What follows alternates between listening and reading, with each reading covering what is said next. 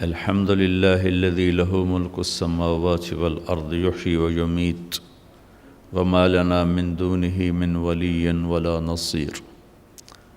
الحمد لله الذي لا نحصي ثناء عليه وهو كما أثنى على نفسه.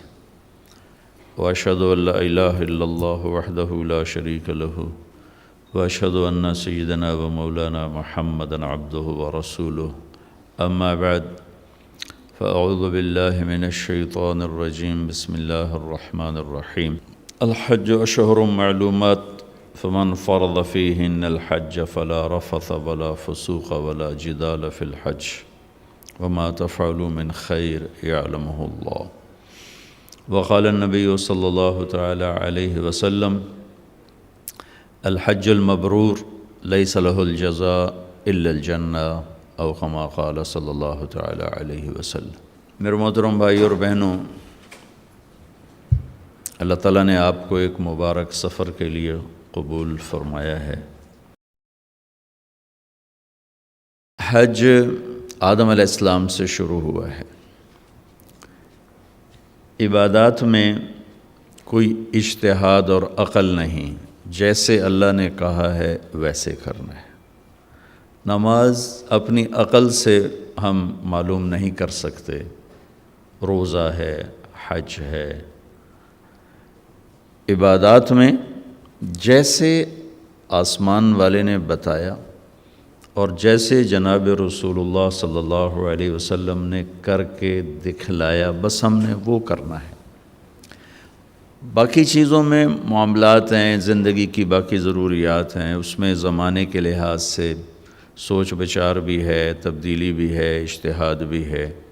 ان عبادت اسے کہتے ہیں جس میں بس جو اللہ نے کہا، جو اس کے نبی نے فرمایا، کر کے دکھایا، ویسے کرنا ہے. آدم علیہ السلام سے عبادات کا سلسلہ شروع ہوا ہے.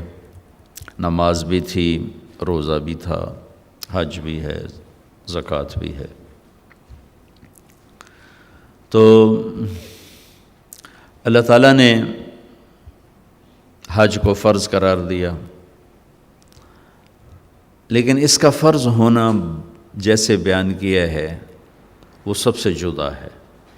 نماز کو فرض قرار دیا، ان الصلاۃ کانت علی المؤمنین کتابا موقوتا. ایمان والوں پر نماز فرض ہو گئی. اس میں کہیں اللہ کا نام نہیں آیا، فرض اللہ ہی نے کیا ہے. اقیموا الصلاۃ وآتوا الزکاۃ. نماز قائم کرو، فرض ہے. زکوٰۃ ادا کرو، مال والوں پر زکوٰۃ فرض ہے. کتب علیکم الصیام. تم پر روزہ فرض ہے. نماز کو فرض کیا. ان الصلاۃ کانت علی المؤمنین کتابا موقوتا. اس آیت میں اللہ کا نام نہیں. کتب علیکم الصیام، روزے تم پر فرض کیے گئے، کرنے والا اللہ ہے. نماز تم پر فرض ہوئی، اللہ نے کی. آتوا الزکاۃ، زکوٰۃ دو، اللہ نے حکم دیا. لیکن جب اللہ نے حج کو فرض کیا تو سب سے الگ عبارت استعمال فرمائی. وللہ، ایک تو وللہ، سب سے پہلے نام ہی اپنا شروع کیا. وللہ کتب علیکم الصیام وللہ. ان الصلاۃ وللہ. اقیموا الصلاۃ اور وللہ. آتوا الزکاۃ وللہ. میں نے تقابل کر کے آپ کو بتایا تاکہ آپ کے سامنے ہو کہ دونوں میں فرق ہے بہت بڑا. ایک فریضہ ہم پر اللہ تعالیٰ لاگو کرنے والا ہے اور نام ہی اپنا شروع کیا، وللہ. اللہ، پہلا نام ہی اللہ کا ہے کہ یہ سب کچھ کس لیے ہے؟ کہ بھئی اللہ کے لیے ہے. ایک دوسرا مطلب کیا ہے؟ وللہ. آپ سب سے پوچھیں گے، آپ بھی بتائیں گے حج کرنے جا رہے ہیں، حج کرنے جا رہے ہیں. لیکن وللہ اللہ کے لفظ سے شروع ہونے میں ایک اشارہ ہے کہ آپ لوگوں سے یوں کہو ہم اللہ کی ملاقات کے لیے جا رہے ہیں. اللہ نے بلایا ہے تو ہم ملاقات کے لیے، وللہ، اللہ کے لیے جا رہے ہیں. دو.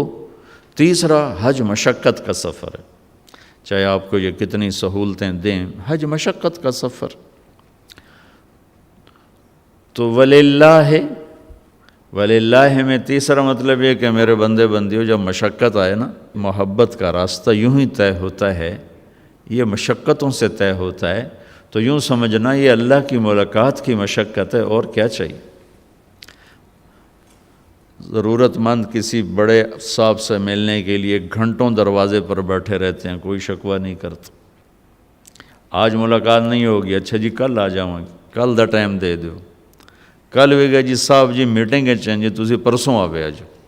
یہ بڑے تاجر، ان کو روز کے تجربے ہیں، ان کے کام جہاں پھنستے ہیں وہاں یہ گھنٹوں بیٹھے رہتے۔ تو حج میں بھی رکاوٹیں آتی ہیں۔ ویسے تو حج اپنی ذات میں ہی مشکل عمل ہے، مشقت والا ہے، اور اب رش کی وجہ سے اور مشقت بڑھ جاتی۔ وہ جو چند دن ہیں حج کے، باقی تو اب سہولت اللہ کا فضل، اب مدینے میں بھی آپ اچھی رہائش ہوگی آپ کی، مکہ میں بھی۔ حج کے 5 دن مشقت سے بھرپور ہوتے ہیں۔ تو وللہ ہے کہ میرے بندے بندیوں پہ اپنے وہ گروپ والوں کو گالیاں نہ دینا، بلکہ میرے اس وہاں بیٹھ کے دعائیں مانگنا کہ اللہ تیری ملاقات کو آئے تھے، یہ مشقت ہے، اپنی دعائیں مانگنا شروع کر دینا کہ وہ گھڑی قبولیت کی ہوتی، کہ تم اللہ کے لیے مشقت اٹھا رہے ہو، اللہ کی رحمت تم پر متوجہ ہوتی۔ وَلِلَّهِ عَلَى النَّاسِ حِجُّ الْبَيْتِ مَنِ اسْتَطَاعَ إِلَيْهِ سَبِيلًا وَمَنْ كَفَرَ فَإِنَّ اللَّهَ غَنِيٌّ عَنِ الْعَالَمِينَ۔ عجب طریقے سے اللہ نے حج کو فرض کیا ہے۔ وَلِلَّهِ، کہاں جا رہے ہو؟ اللہ کی ملاقات۔ حج کس لیے ہے؟ اللہ کے لیے ہے۔ مشقت کس لیے ہے؟ اللہ کے لیے ہے۔ تو اپنی نام سے شروع کر کے اس عمل کی عظمت کو عرشوں تک پہنچا دیا۔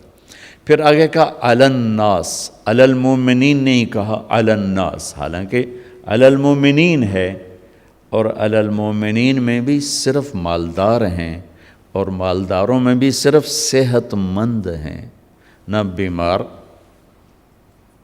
مطلوب ہیں نہ غریب مطلوب ہیں،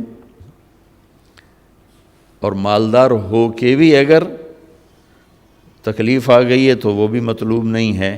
لیکن اللہ تعالیٰ نے بجائے علی المومن وللہ علی المومنین کی بجائے وللہ علی الناس، اس علی الناس سے سارے لوگ مراد نہیں، ایمان والے مراد ہیں۔ ایمان والوں میں جو مالی طاقت رکھتے ہیں وہ مراد ہیں، اور جو صحت مند ہیں، جانے کی طاقت رکھتے ہیں، وہ مراد ہیں۔ لیکن اللہ تعالیٰ نے وللہ سے اس کو اتنا خوبصورت کر کے پیش کیا ہے کہ گویا پوری دنیا کے انسانوں کے اندر طلب پیدا ہو گئی کہ یار اللہ سے ملیں، اللہ سے ملاقات کریں۔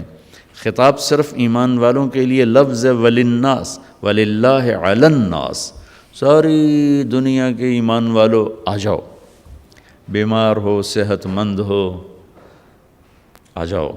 اے پوری دنیا کے کافروں، تم بھی کلمہ پڑھ لو، آ جاؤ، اپنے رب کی ملاقات کرو۔ اتنا خوبصورت کر کے اس کو پیش کیا ہے۔ حج البیت، یہ میرے گھر کا حج کرنا، حج ارادے کو کہتے ہیں۔ اللہ کے گھر جانے کا نام حج کا لفظ ہے ارادہ کرنا، ارادہ کرنا، لفظ کا مطلب ارادہ کرنا۔ پھر اس لفظ کو خاص کر دیا اللہ کے گھر جانے کا ارادہ کرنا، تو اس کو حج کر دیا۔ تو یہ اتنی خوبصورت چیز ہے کہ اللہ نے پوری ایک تو آیت کو بہت خوبصورت طریقے سے شروع کیا، پھر پوری دنیا کو مخاطب کیا کہ آ جاؤ ایمان والے، آ جاؤ، مرد عورت بوڑھے جوان بھی آ جاؤ، غیر مسلم کلمہ پڑھ کے آ جاؤ، حج البیت۔ ابتدا اس طرح کی ہے، اور انتہا میں پھر اللہ تعالیٰ نے استثناء کر دیا، ٹھیک ہے بھائی، سارے نہیں کہہ رہا ہوں، من استطاع الیہ سبیلا، جو آ سکتا ہے، ایمان والا، یہ شرط ہے، اور آنے کی طاقت ہے، صحت بھی ہے، پیسہ بھی ہے، وہ ضرور آئے اور میرے گھر کا دیدار کرے، مجھ سے ملاقات کرے۔ آیت کا شروع اتنا خوبصورت ہے، اور اتنی اللہ کی طرف سے اللہ کی طرف سے اتنا مطالبہ کیا گیا ہے کہ یہ شک پڑ سکتا تھا کہ شاید اللہ نو ساڑی لوڑ پائے گی. یہ شک پڑ سکتا تھا کہ شاید اللہ کو ضرورت پائے گی، بھائی گھر ویل ہو گیا کوئی آوے. تو آگے اللہ نے کہا وَمَنْ كَفَرَ فَإِنَّ اللَّهَ لَغَنِيٌّ عَنِ الْعَالَمِينَ. یہاں کفر سے مراد کفر نہیں ہے. فَمَنْ كَفَرَ، جو نہ آئے یعنی پیسہ بھی ہے، صحت بھی ہے، سفر بھی آسان ہے، پھر بھی نہیں آتا ہے، تو تمہارے رب کو صرف تمہاری نہیں عالمین میں سے کسی کی بھی کوئی پرواہ نہیں ہے.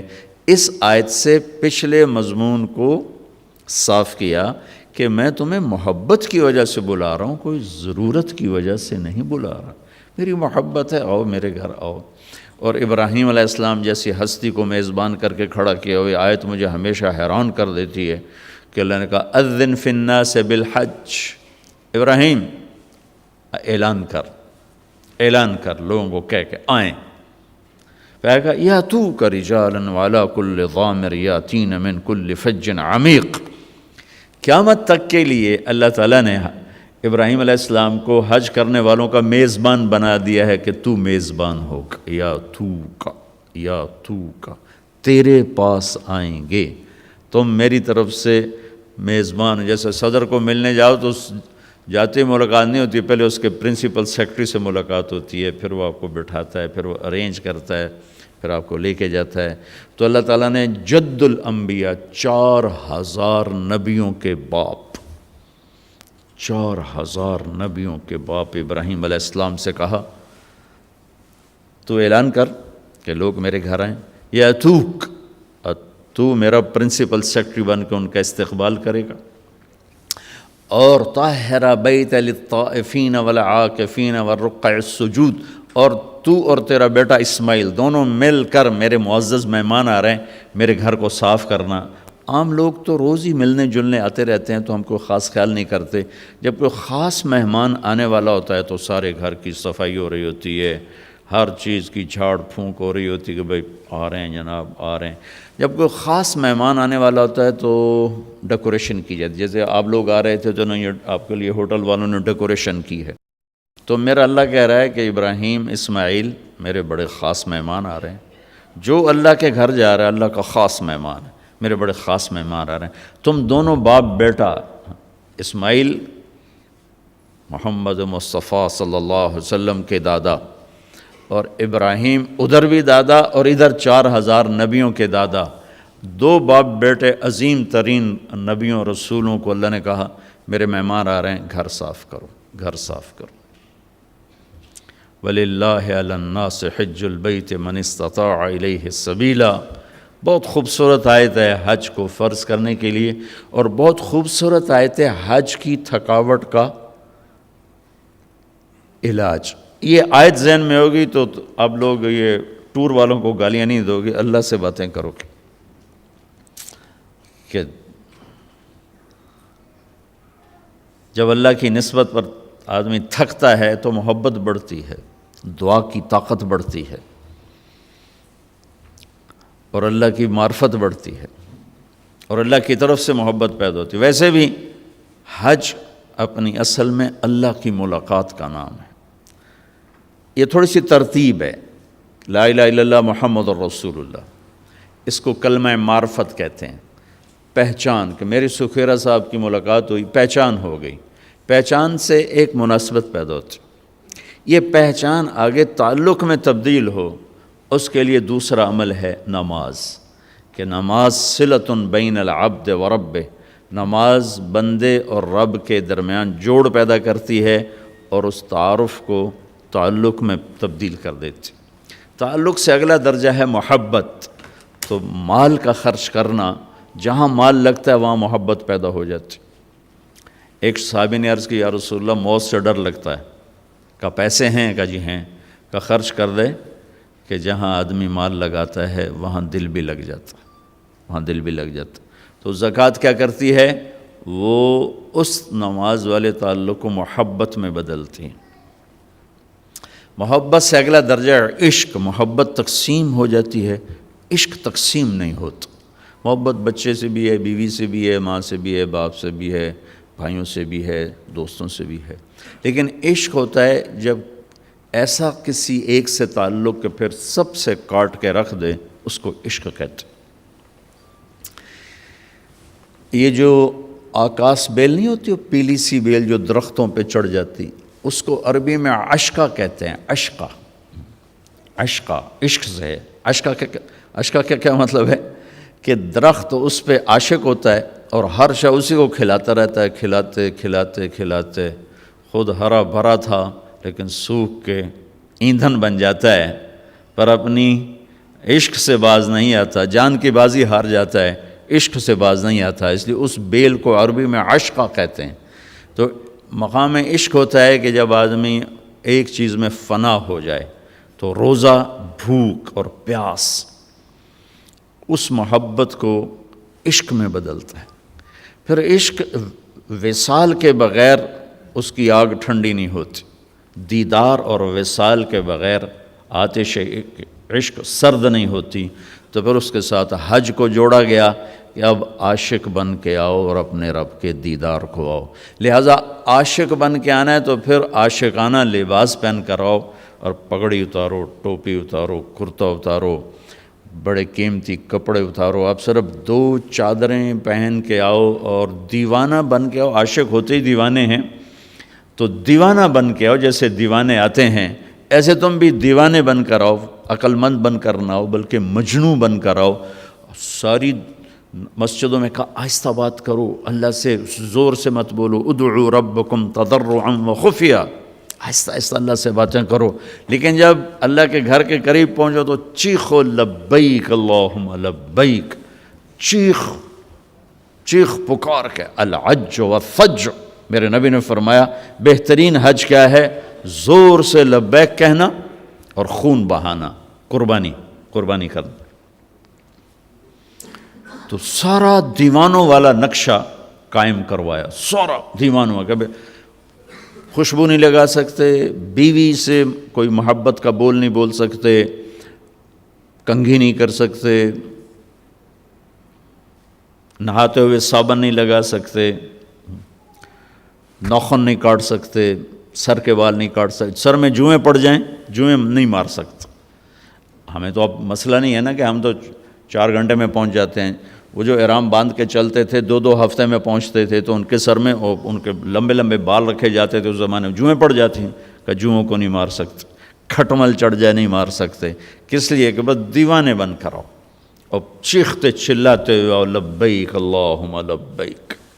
لبیک کا مطلب یہ ہے کہ یا اللہ ساری زندگی بغاوت کی، آج صلح کرنے آیا ہوں، یہ ہے لبیک کا مطلب، کہ پہلے اپنی مان کے چلتا تھا، اب تیری ماننے آیا ہوں۔ ساری زندگی اپنے نفس کی غلامی کی، شیطان کی غلامی کی، لبیک اللہم لبیک، میں حاضر ہو گیا ہوں، اب تیری میری صلح ہے، میرے پچھلے معاف کر دے۔ اس لیے میرے نبی نے کہا کہ آدمی جب حج کرتا ہے تو پھر وہ یوں نکلتا ہے باہر جیسے ماں کے پیٹ سے آج نکلا۔ حج کی رعایت کرتے ہوئے جو حج کر لیتا ہے تو سفر مبارک ہے، تھوڑی مشقت کا سفر ہے۔ اللہ کے اس فرمان کو، میری اس بات کو یاد رکھ، وَلِلَّهِ عَلَى النَّاسِ حِجُّ الْبَيْتِ مَنِ اسْتَطَاعَ إِلَيْهِ السَّبِيلَ۔ اللہ کی ملاقات ہے، اللہ بلا رہے ہیں۔ اب اس کے ساتھ چند ایک باتیں ہیں وضاحت کرنے کی۔ ہمارے ماحول میں ایک بات چلتی ہے کہ ہر سال حج کرتے ہیں، پیسہ ضائع کرتے ہیں، یہ پیسہ غریبوں کو دے دیں، کسی کی شادی کرا دیں۔ اللہ کے نبی نے تو ایک ہی حج کیا تھا، اس حد تک تو یہ بات ٹھیک ہے، اللہ کے نبی نے ایک ہی حج کیا تھا، لیکن کیا ہر سال حج کرنا ناپسندیدہ چیز ہے؟ اللہ کے گھر جانا ناپسندیدہ چیز ہے؟ تو اللہ کے محبوب صلی اللہ تعالیٰ علیہ وسلم نے اعلان نبوت سے پہلے ہر سال حج فرمایا، چونکہ مکے کا کوئی انسان ایسا نہیں تھا جو حج نہ کرتا ہو، اور خاص طور پر قریشی ہو، مکے میں ہو، یہ ناممکن تھا کہ وہ حج نہ کرے۔ ہاں کہیں سفر میں گیا ہوا تو الگ بات ہے۔ تو اعلان نبوت سے پہلے کوئی سال خالی نہیں جس میں آپ نے حج نہ کیا ہو، اور اعلان نبوت کے بعد کوئی سال خالی نہیں جس میں آپ نے حج نہ کیا ہو. اگر یہ حج وہ شریعت والا حج نہیں ہے، لیکن سنت ابراہیمی میں جو حج چلا آ رہا تھا اس میں بہت سی خرافات تھیں. ہمارے نبی وہ خرافات سے پاک تھے. آپ نے ہر سال حج فرمایا، ہر سال. خود ایک حج اس لیے کیا کہ 8 ہجری میں مکہ فتح ہوا، 8 میں جا کر حج فرض ہوا ہے، 8 ہجری میں مکہ فتح ہوا. آپ نے حج نہیں فرمایا چونکہ حج کی تاریخ میں نہیں آ رہا تھا، دوسری تاریخوں میں آ رہا تھا. عرب جو تھے وہ 10 دن بڑھا دیتے تھے سال میں، جس کی وجہ سے پورا کیلنڈر چاند کا گڑبڑ ہو جاتا تھا. 33 سال کے بعد جا کر تاریخیں خود اپنے اصل ٹائم پر آتی تھیں. تو جب آپ نے 8 ہجری میں مکہ فتح فرمایا تو حج 9 کی بجائے 29 کو آ رہا تھا، تو آپ نے حج نہیں فرمایا. پھر 9 ہجری میں آپ اسلامی حکومت پوری طرح قائم ہو چکی ہے، تو آپ نے 300 آدمیوں کا قافلہ دے کر صدیق اکبر کو اپنا نائب بنا کر حج کے لیے بھیجا. خود حج نہیں فرمایا چونکہ حج 19 کو آ رہا تھا. اور میں قربان جاؤں اپنے نبی پر کہ کس طرح آپ نے تدریجاً اس چیز کو موڑا. عبادت تک پہ صبر فرمایا. عبادت میں بھی جلد بازی نہیں، جو فرض ہے. تدریج اور تربیت، اس کے بغیر جو بھی قدم اٹھایا جائے گا چاہے دنیا کا چاہے دین کا، وہ ناکام ہو جائے گا. تدریج اور تربیت، ان دو کے بغیر کوئی بھی قدم دین کا اٹھائیں یا دنیا کا اٹھائیں ناکام ہو جائے گا. طاقت ہاتھ میں آ چکی تھی، مکہ فتح ہو چکا ہے، عرب مسلمان ہو چکا ہے. اگر آپ نافذ کر دیتے کہ بس یہ حج غلط ہے، شریعت قائم ہو چکی ہے، حج اپنی اصل تاریخ میں ہوگا، نہیں کیا کہ شاید کہیں عرب بپھر نہ جائیں. شاید کا سوال تھا. 2 سال حج غلط تاریخوں میں ہوا، خاموش. تیسرے سال حج آٹومیٹیکلی 9 تاریخ کو آ رہا تھا. غلط تاریخیں صحیح ہوتے 10 ہجری میں حج اپنی اصل جگہ پر آ گیا. تو آپ نے حج کا اعلان فرمایا، اور اس کے بعد آپ نے خطبے میں اعلان کر دیا کہ اب جو 10 دن بڑھائے جاتے تھے وہ ختم ہے. انما النسیء زیادۃ فی الکفر.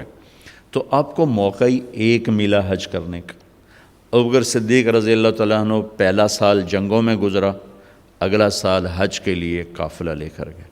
عمر رضی اللہ عنہ کا زمانہ امن کا زمانہ تھا، 10 سال خلیفہ رہے، 10 سال حج کیا، کوئی ناغہ نہیں کی.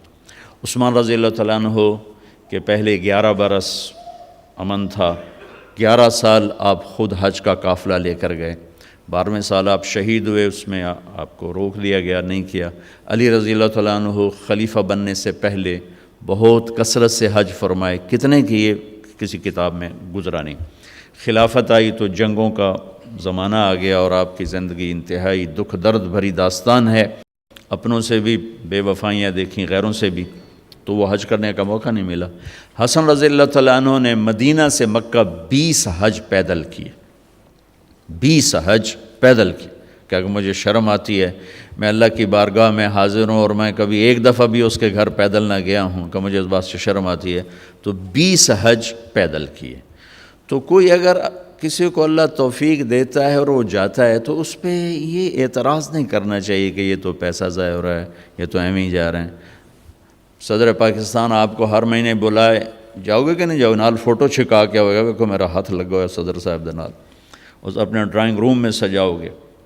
اگر اللہ تعالیٰ کسی کو ہر سال بلاتا ہے تو اس کے لیے سعادت کی بات ہے، اعتراض کی چیز نہیں ہے کہ یہ اس سے یہ کر دو، اس سے وہ کرو. حج پہ خرچ کتنا آتا؟ 2-4 لاکھ، 5 لاکھ، 6 لاکھ، اس سے کتنے کو منصوبے قائم ہو سکتے ہیں. اور پھر جو یہاں خرچ کر رہا ہے وہ اللہ کے فضل سے یقیناً اور جگہ بھی خرچ کرتا ہوگا.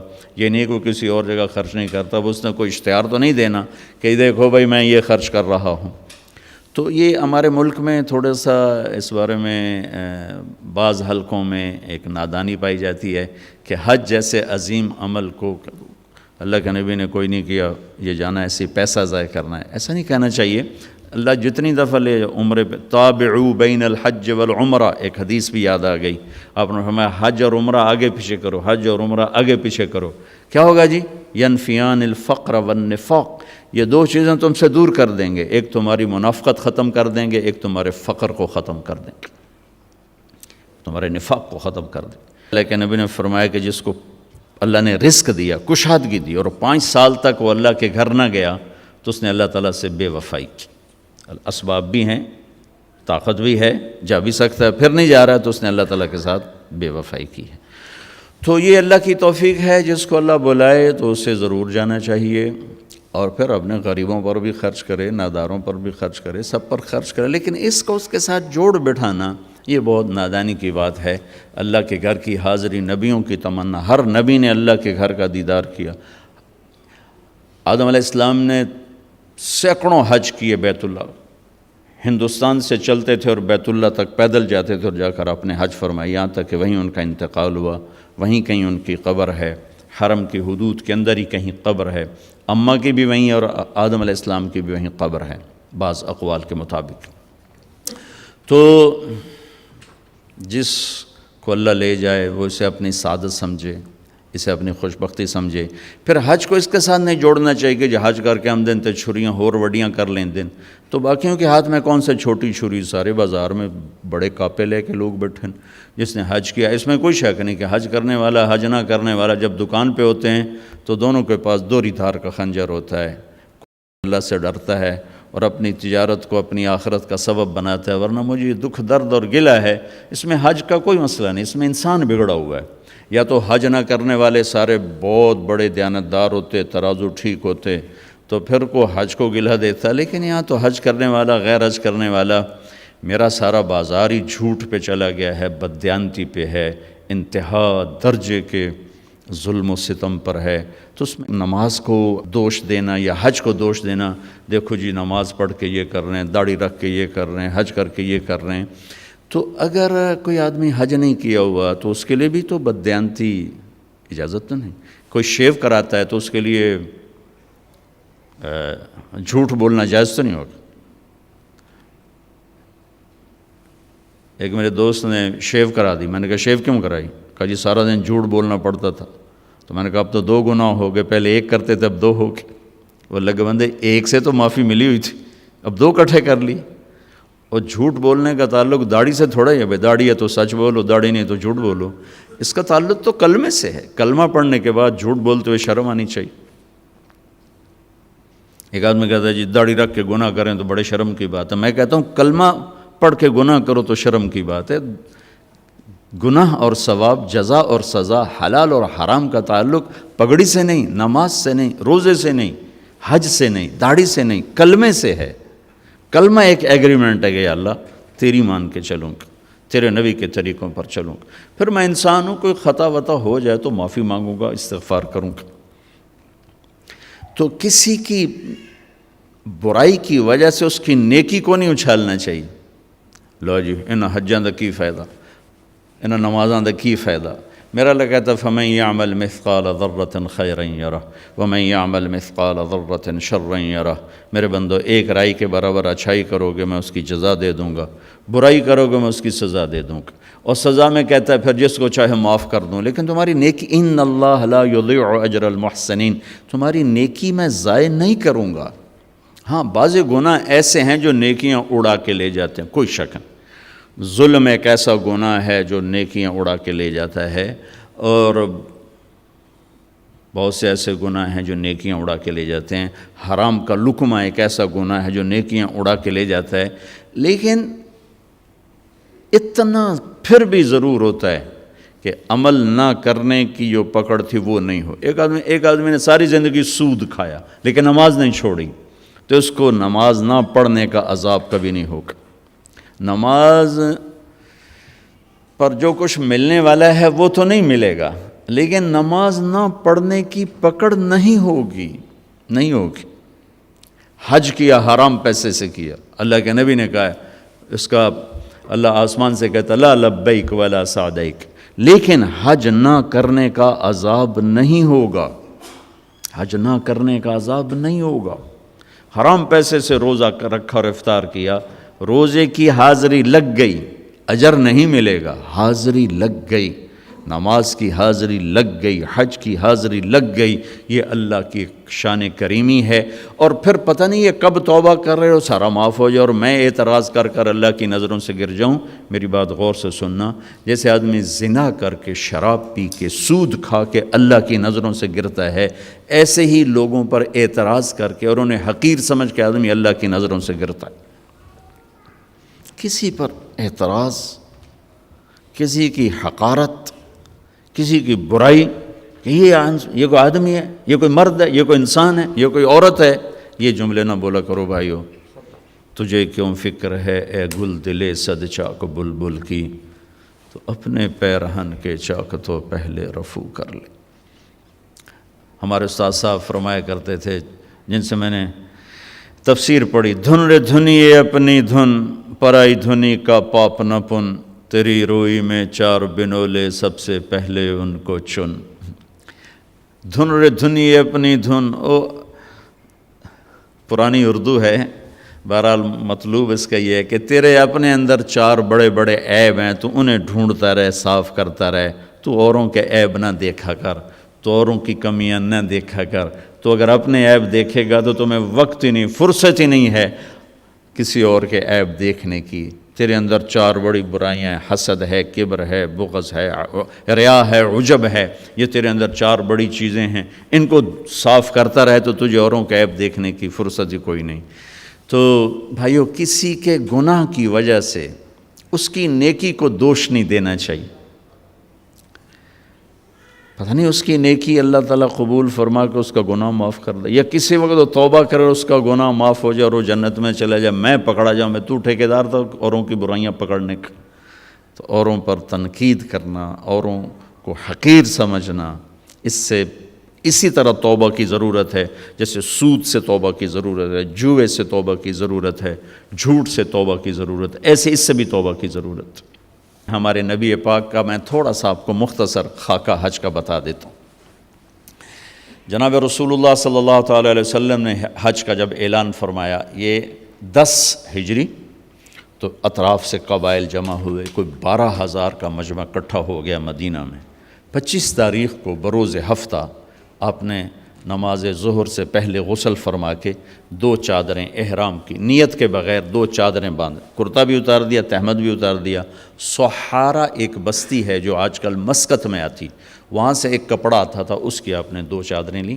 پھر آپ نے ظہر کی نماز کے بعد اپنے پورے قافلے کو لیا، ذوالحلیفہ جس کو آج کل ابیار علی کہتے ہیں، یہاں آپ نے آ کر قیام فرمایا، اور عصر، مغرب، عشاء اور فجر اور ظہر 5 نمازیں آپ نے یہاں ادا فرمائیں۔ اور یہ جبریل کے کہنے پر، اللہ کے کہنے پر آپ گزر رہے تھے کہ جبریل ہے کہ یا رسول اللہ، اللہ فرما رہے ہیں یہ پاک وادی ہے، یہاں آپ قیام فرمائیں۔ یہاں حضرت اسماء بنت امیس رضی اللہ تعالیٰ عنہ کہ ہاں بیٹا پیدا ہوا، ابو بکر صدیق کے بیٹے محمد بن ابی بکر یہ پیدا ہوئے۔ ایک رات کے قیام کے بعد صبح آپ نے فجر کی نماز کے بعد غسل فرمایا، خوشبو لگائی، اپنے بالوں کو تیل لگایا، پھر شہد لگایا۔ شہد گوند کا کام دیتا ہے، چونکہ اب ننگے سر جانا تھا تو بال بڑے تھے آپ کے، شانوں تک آئے ہوئے تھے، تو آپ نے ان کو شہد لگا کے نا وہ کر دیا، جوڑ دیا، آپس میں جوڑ دیا۔ اور عائشہ رضی اللہ تعالیٰ نے آپ کو خوشبو لگائی۔ جسم پہ خوشبو لگا سکتے ہیں احرام سے پہلے، احرام کے کپڑے کو نہیں، جسم پہ خوشبو لگا سکتے ہیں احرام کی نیت کرنے سے پہلے۔ بالوں میں، مانگ میں آپ نے خوشبو لگائی۔ پھر اس کے بعد آپ نے ظہر کی نماز ادا فرمائی اور آپ اونٹنی پہ سوار ہوئے اور قبلہ رخ ہو کر آپ نے کہا لبیک حجۃ اللہم لبیک، آپ نے حج کا احرام باندھا۔ تو جبریل آئے کہ یا رسول اللہ، اللہ تعالیٰ فرما رہے ہیں عمرے کو شامل فرمائیں، عمرہ اور حج قران۔ حج کی 3 قسمیں، ایک حج افراد کہ ایک آدمی پہلے دن حج ہی کا احرام باندھتا ہے، ایک ہے حج قران کہ ایک آدمی پہلے دن عمرے اور حج کا اکٹھا احرام باندھتا ہے، ایک ہے حج تمتع کہ ایک آدمی عمرے کا احرام پہلے باندھتا ہے اور عمرہ کر کے فارغ ہو جاتا ہے، احرام اتار دیتا ہے، پھر حج سے پہلے احرام باندھتا ہے حج کا، یہ حج تمتع ہے۔ ہمارے نبی نے شروع کیا افراد سے، تو اس پر امام مالک کا قول یہ ہے کہ حج افراد افضل ہے۔ پھر اللہ کے حکم سے کیا حج قران، تو امام ابو حنیفہ رحمۃ اللہ علیہ کا قول ہے کہ حج قران سب سے افضل ہے۔ مکے پہنچ کر آپ نے فرمایا کہ مجھے خیال نہ رہا، اگر مجھے پہلے خیال آتا تو میں قران نہ کرتا، میں تمتع کرتا۔ اللہ کی منشا تھی کہ حج اور عمرہ اکٹھا ہو، قران ضروری نہیں تھا، حج اور عمرہ اکٹھا تھا۔ ایک بدعت کا ازالہ تھا، عرب حج کے مہینے میں عمرہ کرنا برا سمجھتے تھے، اس کو دور کرنا تھا۔ تو مکے پہنچ کے فرمایا کہ اگر مجھے پہلے خیال آ جاتا جو آج میں اب میں لو استقبلت من امری مستدبرت، تو میں تمتع کرتا۔ تو امام شافعی اور امام احمد بن حنبل اس قول کو لے کر فرماتے ہیں کہ حج تمتع افضل ہے۔ اس لحاظ سے تینوں ہی افضل ہیں، اور اصل افضل وہ ہے کہ حج کیفیت کا نام ہے، جس کی جتنی اعلیٰ کیفیت ہوگی اس کا حج افضل ہوگا۔ وہ افراد ہے، وہ تمتع ہے، وہ قران ہے، باقی تو ظاہری اعمال ہیں۔ جو کیفیت بنا لے گا اس کا حج سب سے افضل ہوگا۔ حج کی تین قسمیں، ایک حج افراد کہ ایک آدمی پہلے دن حج ہی کا احرام باندھتا ہے، ایک ہے حج قران کہ ایک آدمی پہلے دن عمرے اور حج کا اکٹھا احرام باندھتا ہے، ایک ہے حج تمتع کہ ایک آدمی عمرے کا احرام پہلے باندھتا ہے اور عمرہ کر کے فارغ ہو جاتا ہے، احرام اتار دیتا ہے، پھر حج سے پہلے احرام باندھتا ہے حج کا، یہ حج تمتع ہے۔ ہمارے نبی نے شروع کیا افراد سے، تو اس پر امام مالک کا قول یہ ہے کہ حج افراد افضل ہے۔ پھر اللہ کے حکم سے کیا حج قران، تو امام ابو حنیفہ رحمۃ اللہ علیہ کا قول ہے کہ حج قران سب سے افضل ہے۔ مکے پہنچ کر آپ نے فرمایا کہ مجھے خیال نہ رہا، اگر مجھے پہلے خیال آتا تو میں قران نہ کرتا، میں تمتع کرتا۔ اللہ کی منشا تھی کہ حج اور عمرہ اکٹھا ہو، قران ضروری نہیں تھا، حج اور عمرہ اکٹھا تھا۔ ایک بدعت کا ازالہ تھا، عرب حج کے مہینے میں عمرہ کرنا برا سمجھتے تھے، اس کو دور کرنا تھا۔ تو مکے پہنچ کے فرمایا کہ اگر مجھے پہلے خیال آ جاتا جو آج میں اب میں لو استقبلت من امری مستدبرت، تو میں تمتع کرتا۔ تو امام شافعی اور امام احمد بن حنبل اس قول کو لے کر فرماتے ہیں کہ حج تمتع افضل ہے۔ اس لحاظ سے تینوں ہی افضل ہیں، اور اصل افضل وہ ہے کہ حج کیفیت کا نام ہے، جس کی جتنی اعلیٰ کیفیت ہوگی اس کا حج افضل ہوگا۔ وہ افراد ہے، وہ تمتع ہے، وہ قران ہے، باقی تو ظاہری اعمال ہیں۔ جو کیفیت بنا لے گا اس کا حج سب سے افضل ہوگا، چاہے وہ افراد ہو چاہے وہ قران ہو۔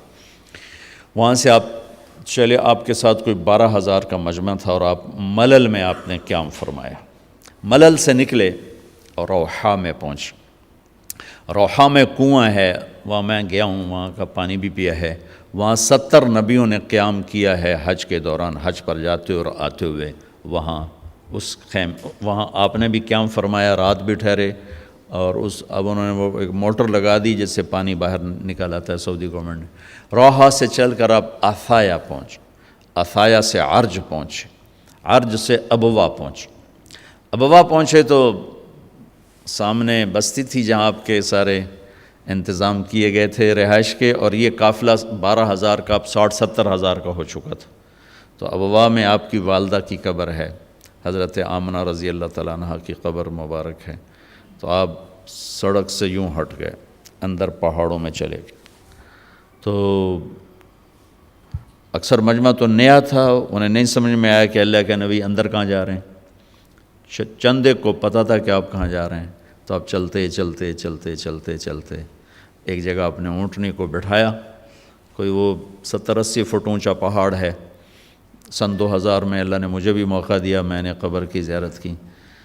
تو وہاں سے آپ اوپر چڑھے، یہ اپریل کا مہینہ تھا، اور ماں کی قبر کے سرانے تشریف لائے، اور یوں اپنے گھٹنے اٹھائے اور ہاتھ یہاں رکھے اور سر یہاں دیا۔ یہ پوزیشن بنائی جیسے چھوٹے بچے بناتے، اور پھر جوں سرہانے بیٹھ کے رونا شروع کیا۔ گھنٹوں گزر گئے، اٹھنے کا نام نہیں لیا۔ صدمہ تو چند دنوں بعد بھول جاتا۔ میں اب اپنی ماں کے یاد میں رونا بھی چاہوں تو رونا نہیں آتا، اپنے باپ کی یاد میں رونا بھی چاہوں تو رونا نہیں آتا۔ اور میرے نبی کو 57 برس گزر چکے تھے ماں کے گئے ہوئے. 6 برس کی عمر تھی جب آپ یہاں سے گزر رہے تھے. والد کی وفات کے بعد حضرت آمنہ گئی نہیں تھی مدینہ. تو ہمارے نبی 6 برس کے ہوئے تو انہوں نے حضرت عبد المطلب سے اجازت لی کہ میں خامد کی قبر پہ جانا چاہتا ہوں. تو انہیں اجازت دے دی. تو یہ ماں بیٹا اور ایک خادمہ ام ایمن، یہ 3 افراد کا قافلہ مدینے پہنچا. 1 مہینہ آپ نے وہاں قیام کیا. وادی عقیق میں وہیں آپ نے 6 برس کی عمر میں تیرنا بھی سیکھا. وہاں سے یہ واپس آ رہے ہیں، ابوا کے قریب پہنچے ہیں. ابوا بستی وہاں سے 10 میل دور ہے میرے خیال کے مطابق، جو میں نے کیلکولیٹ کیا. تو وہاں اچانک موت کا وار ہوا ہے، جس سے مجھے لگتا ہے جیسے ہارٹ اٹیک ہوا ہوگا. ہارٹ اٹیک ہوا، اچانک موت کا وار ہوا. اور وہ جیسے اللہ نے کروڑوں اربوں سال پہلی وہ جگہ طے کر رکھی تھی، وہ اوپر پہاڑ، ایسے سارے پہاڑ تو یوں ہیں لیکن وہ پہاڑ اوپر جا کے ایسے فلیٹ ہیں، جیسے چوکور ایک فرش بنا ہوا تھا. وہاں یہ دردناک کہانی کا اینڈ ہوا ہے. اور حضرت آمنہ 25 برس کی عمر تھی. وہ بولا نہیں جا رہا تھا اور بار بار ایسے پہلو بدل رہی تھی. اس سے مجھے اندازہ ہوتا ہے کہ شاید ہارٹ اٹیک ہوا ہوگا. آخری لفظ بولا کہ کل حی میت و کل جدید بال وقد ولدت طہرا. وہ جنگل میں 6 سال کے بچے کو چھوڑتے ہوئے مرنا اور 6 سال کے بچے کا جنگل میں ماں کو مرتے دیکھنا، اس خوبصورت ہوٹل میں آپ کیسے جان سکتے ہیں وہ اس جگہ کا درد جو میں نے اپنی آنکھوں سے دیکھا. اور میں ہزاروں دفعہ یہ قصہ سنا چکا ہوں. ہر دفعہ میرا آنسو بے قابو ہو جاتا ہے کہ میں وہاں پہنچ جاتا ہوں. زندگی سوری سفروں میں گزر گئی، ایسا سفر زندگی میں کبھی نہیں کیا. نہ وہ کیفیت نصیب ہوئی. بیت اللہ کے اندر 2 دفعہ گیا ہوں، لیکن جو کیفیت حضرت آمنہ کی قبر پر تھی، اور جو اس وقت، چونکہ میں نے تھوڑی تاریخ پڑھی تھی تو میں وہ ان دھندلکوں میں اللہ کے نبی کا تڑپنا دیکھ رہا تھا، کیسے آپ ماں کہہ رہے تھے. اور پھر چاروں طرف ایسے کالے پہاڑ ہیں، خوف آتا. 1400 سال پہلے وہاں کیا ہوگا. میں تو سن 2000 میں گیا تھا تو خوف آتا تھا. کسی گائیڈ کے بغیر آپ جا بھی نہیں سکتے. اوہو بیٹا، ہر زندہ نے مرنا ہے اور ہر جوانی نے ڈھلنا ہے. مجھے لگتا ہے تیری ماں کا وقت آ چکا ہے، اور میں نے ایک بچہ جنا ہے جو ایک دن سارے عالم کو روشن کرے گا، سارے عالم کو پاک کرے گا. جیسے ماتھے کو پڑھ لیا ہو کہ کیا یہ بچہ آگے کیا ہے، کیا ہونے والا ہے، اور جان نکل گیا. شاید پتھر جوڑ کے دفن کر دیا، یا کوئی گزرے ہوں گے ان سے مدد لی ہوگی. یہ عقدہ آج تک حل نہیں ہوا کہ کس نے وہاں مدد کی ان کو وہاں دفن کرنے میں. کوئی راہ گورا گزرے یا کیا ہوا اللہ ہی جانے. کتاب سے کوئی مدد نہیں ملی. نیچے اترے تو آپ ہمارے نبی نے پھر دوڑ لگائی اور اوپر چڑھ گئے. میرے نبی نے کہا جب تم پہ صدمے آئیں تو میرے صدمے یاد کرنا، تمہارے اپنے غم بڑے ہلکے ہو جائیں گے. تو آپ پھر بھاگ کے اوپر چڑھے. آپ اس بچے کا تصور کرو جس نے باپ دیکھا نہیں اور ماں ایک جنگل میں مری ہو، کوئی آسرا سہارا نہیں. جب ام ایمن اوپر پہنچی ہیں تو ایک دردناک منظر تھا. اللہ کے نبی ماں کی قبر کو چمٹ کر یوں اوپر لیٹے ہوئے تھے. قبر کو پتھروں کو ایسے ہی چمٹے ہوئے تھے. ام ایمن قریب آئیں تو آپ کہہ رہے تھے ماں جی آپ کو تو خبر تھی آپ کے سوا میرا کوئی نہ تھا، آپ مجھے چھوڑ کے کہاں چلی گئی. اوہ ہو ام ایمن نے اٹھانا چاہا، انکار کر دیا. کھینچ کے نیچے لائیں، کھینچ کے. اور مکے تک کا راستہ یہ معصوم روتے روتے گزرا، روتے روتے۔ تو وہ 57 سال پرانا درد ابھی زخم بھرا نہیں، آپ اس پوزیشن میں بیٹھے اور اتنا روئے کہ سارا رواں آپ کا آنکھ بن کے رو رہا تھا، اور ساری داڑھی آپ کی آنسوں سے تر ہو گئی، اور آپ نے آگے جانے سے انکار کر دیا کہ میں آج رات اپنی ماں کے پاس ٹھہروں گا۔ اللہ اکبر، آگے نہیں گئے، وہیں رات گزاری۔ حالانکہ وہاں تو میں دیکھ کر آیا، وہاں تو 10 آدمیوں کی جگہ نہیں، وہاں 60-70 ہزار آدمی ساتھ، سونے کی تو جگہ ہی کوئی نہیں، لیٹنے کی جگہ ہی کوئی نہیں، آپ نے رات وہیں گزاری۔ ایک دفعہ اس تمنا کا آپ نے یہاں نہیں، ایک اور موقع کہ اگر میری ماں زندہ ہوتی تو تم لوگ دیکھتے میں اس کی کیسی خدمت کرتا، میں عشاء کی نماز کے مصلی پر ہوتا اور میں سورۃ فاتحہ شروع کر چکا تھا، فرض نماز، اور مسجد میں باجماعت نماز، اور میں سورۃ فاتحہ پڑھ رہا ہوتا اور ادھر سے آواز آتی بیٹا محمد، تو میں نماز توڑ کے کہتا لبیک ماں جی، میں حاضر ہوں ماں جی۔ وہ رات آپ نے وہاں گزاری، کیا رات تھی!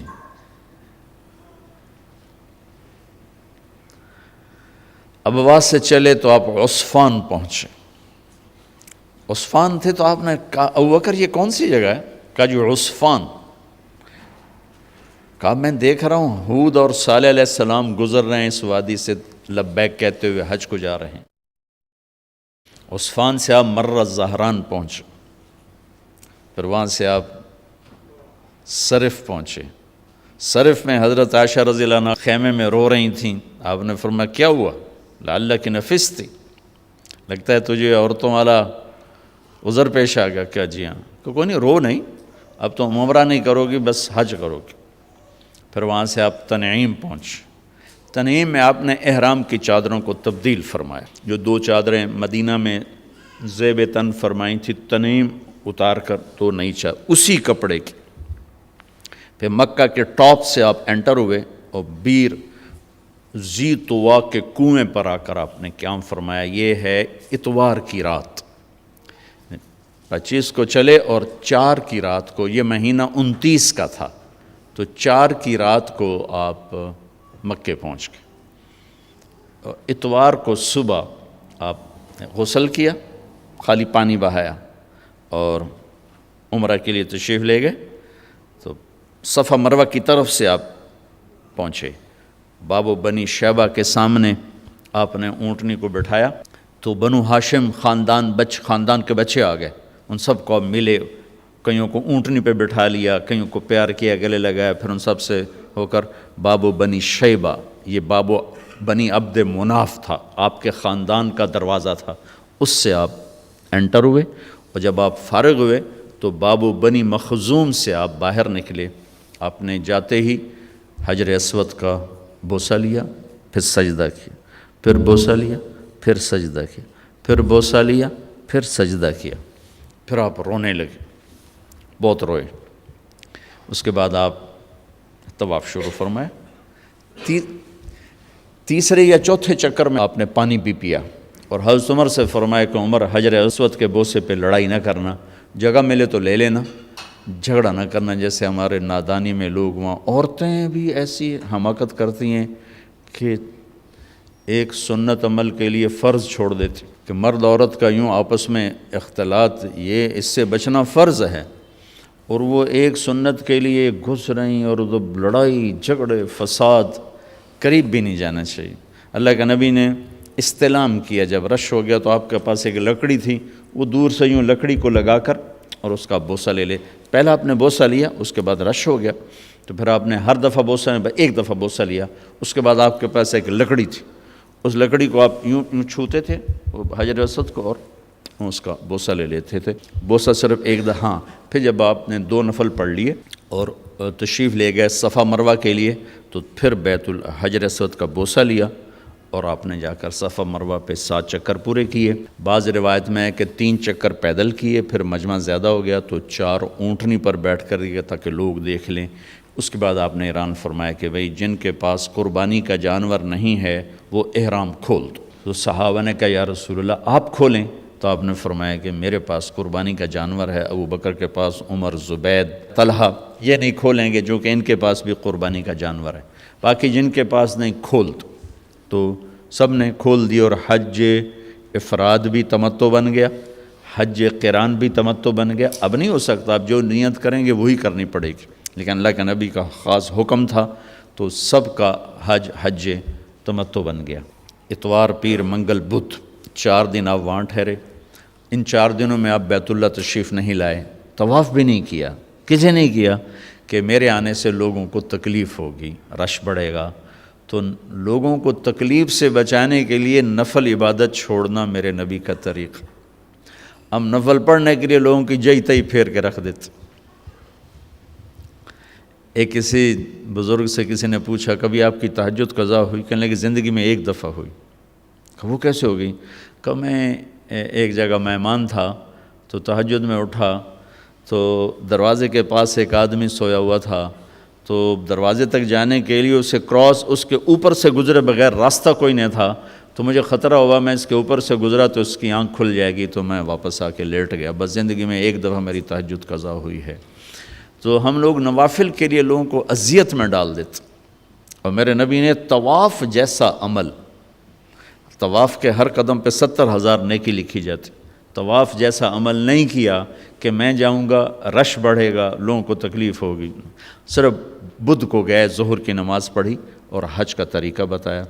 پھر جمعرات کو آپ نے اپنے قافلے کو لے کر، یہ اب قافلہ کوئی 1 لاکھ کے قریب ہو چکا تھا، اب مینا تشریف لے گئے، مسجد خیف، وہاں آپ کا خیمہ لگا، وہاں آپ نے 5 نمازیں ادا فرمائیں۔ یہ جمعرات کا دن تھا، اور 5 نمازوں کے علاوہ وہاں کوئی اور عمل آپ نے نہیں فرمایا۔ اور جمعے کی صبح پھر آپ نے فجر کے بعد ہی عرفہ کی طرف سفر شروع فرمایا، اور جبریل نے آ کر کہا یا رسول اللہ، اللہ کہہ رہے ہیں لبیک، زور سے کہیں، زور سے لبیک کہیں۔ تو آپ بھی اور صحابہ بھی زور زور سے لبیک کہہ رہے تھے۔ پھر وہاں آپ کے لیے سرخ رنگ کا چمڑا، اس کا خیمہ لگایا گیا تھا، وہاں جاتے ہی آپ نے بیٹھ گئے، آرام کیا زوال تک۔ اس کے بعد آپ نے اٹھ کے غسل فرمایا، پھر بلال سے پوچھا زوال کا وقت ہو گیا؟ کہا جی ہو گیا۔ پھر آپ تشریف لائے اور آپ نے خطبہ دیا۔ اس کے جو بڑے بڑے عنوان ہیں وہ میں دہرا دیتا ہوں۔ 10 تاریخ کو خطبہ دیا، 11 کو دیا، 9 کو دیا، 9، 10، 11، 3 دن آپ نے تقریر فرمائی۔ ایک ہی تقریر ہے، تینوں دن ایک ہی تقریر ہے، تھوڑی کمی بیشی کے ساتھ۔ اور ہر تقریر کو آپ نے یہاں سے شروع کیا کہ لوگوں، جیسے یہ بیت اللہ قابل احترام ہے، یہ دن قابل احترام ہے، یہ مہینہ قابل احترام ہے، تمہارے جان، تمہارے مال، تمہاری عزت ایک دوسرے کے لیے قابل احترام ہے۔ کسی کی جان کے دشمن نہ بننا، کسی کے مال کے دشمن نہ بننا، کسی کی عزت اور آبرو کے دشمن نہ بننا۔ حقوق العباد پر ہی یہ سارا خطبہ مشتمل ہے، عبادات کا اس میں کوئی ذکر نہیں آیا ہے۔ دوسرا ارشاد فرمایا کہ آپس کی لڑائیاں میں نے بند کر دی ہیں، اور سب سے پہلے میں اپنے خاندان کی لڑائی ختم کرتا ہوں۔ آپ کے تایا کے پوتے ربیعہ بن ایاس بن حارث بن عبد المطلب کو حذیل نے قتل کیا تھا، فرمایا میں یہ خون معاف کرتا ہوں، آج کے بعد تمہاری جاہلیت کی لڑائیاں میرے پیروں تلے دفن ہوگی۔ پھر فرمایا آج کے بعد میں سود کو ختم کرتا ہوں، یہ میرے پیروں تلے دفن ہو گیا۔ کسی نے نہیں دینا، کسی نے نہیں لینا، تمہارے لیے تمہارا اصل مال ہے، سود میں نے حرام کر دیا ہے۔ اور سب سے پہلے میں اپنے چچا عباس کا سود ختم کرتا ہوں۔ عباس رضی اللہ عنہ پورا بینک تھے، پورا بینک، ان کا سود اتنا تھا جیسے آج کل کے بینکوں کا سود ہے، اتنا بڑا سود کا نظام تھا۔ یہ میں نے ایک عرب سے سنا ہے، پڑھا نہیں، سنا ہے کہ حضرت عباس نے فرمایا کہ میرے بھتیجے نے میرا سود ختم کیا ہے، میں اصل بھی ختم کرتا ہوں۔ اس پر اللہ نے ان کے خاندان کو 524 سال حکومت عطا فرمائی۔ 132 ہجری سے لے کر 656 ہجری تک حضرت عباس کی اولاد نے حکومت کی۔ یہ اس قربانی کا صلہ تھا جو انہوں نے سود کے ساتھ اصل کو بھی معاف کر دیا کہ میں سود ختم کرتا ہوں۔ اس کے بعد آپ نے ارشاد فرمایا کہ میں عورتوں کے بارے میں تمہیں خاص طور پہ نصیحت کرتا ہوں، وصیت کرتا ہوں کہ اللہ نے ان کو کمزور بنایا ہے، ان پر زیادتی نہ کرنا، ان پر ظلم نہ کرنا، انہیں ذلیل و خوار نہ کرنا۔ ایک بول پر اپنی عزت تمہارے حوالے کر دیتی ہیں، ساری زندگی تمہارے در پہ گزار دیتی ہیں، تو ان کے ساتھ برا سلوک نہ کرنا، ان کے ساتھ بدتمیزی نہ کرنا، اس کو خاص طور پہ اپنے ارشاد فرمایا۔ پھر ارشاد فرمایا کہ امانت میں کبھی خیانت نہ کرنا، امانت میں کبھی خیانت نہ کرنا۔ پھر ارشاد فرمایا جو کسی کی ضمانت اٹھائے گا پھر اسے وہ ادا کرنی پڑے گی۔ سکھیرا صاحب نے میری ضمانت اٹھائی، میں وہ کام نہیں کر سکا تو اب سکھیرا صاحب کے ذمے ہو گیا، ان کو کرنا پڑے گا۔ والزعیم غارم، اور کسی سے کوئی چیز مانگ کے لو تو اسے واپس کرنا ضروری ہے، اسے واپس کرنا ضروری ہے۔ امانت میں خیانت نہ کرنا، اور اگر دنیا کو سامنے رکھ کر چلو گے تو ہمیشہ تم منتشر رہو گے، آخرت کو سامنے رکھ کر چلو گے تو ہمیشہ خوشباش رہو گے، تمہاری زندگی مطمئن رہے گی، پرسکون رہے گی۔ اپنے نوکروں پر رحم کرنا، زیادتی نہ کرنا، ظلم نہ کرنا، انہیں وہ کھلانا جو کھاتے ہو، انہیں وہ پہنانا جو پہنتے ہو۔ اپنے نوکروں کو، اس وقت تو غلام تھے، آج میں نوکر کا لفظ آج استعمال کر رہا ہوں، ان کی مار پیٹ نہ کرنا۔ اگر تمہارا کام صحیح نہیں کرتے تو ان کو بیچ دینا۔ بیچنے کی جگہ میں یوں کہہ دیتا ہوں کہ اگر تمہارا کام صحیح نہیں کرتے تو فارغ کر دو، لیکن گالی دینا، مارنا پیٹنا، شہروں کا تو پتہ نہیں کہ دیہاتوں میں تو ہمارے ذمہ دارہ ماحول میں کھال اتار دیتے ہیں، ذمہ دار جانوروں کا سلوک کرتے ہیں نوکروں کے ساتھ، اور ماں بہن کی گالیاں، اس قدر گالیوں کے طوفان ہیں۔ تو میرے نبی نے کہا یہ ظلم نہ کرنا۔ ایک مزدوری پوری نہیں دیتے، ایک اوپر سے گالیاں دیتے ہیں۔ میں ایک دفعہ بیٹھتا ڈیرے میں تو ایک آ گیا، میں لوہار تھا، رونے لگا۔ میں کہا کی ہویا جی؟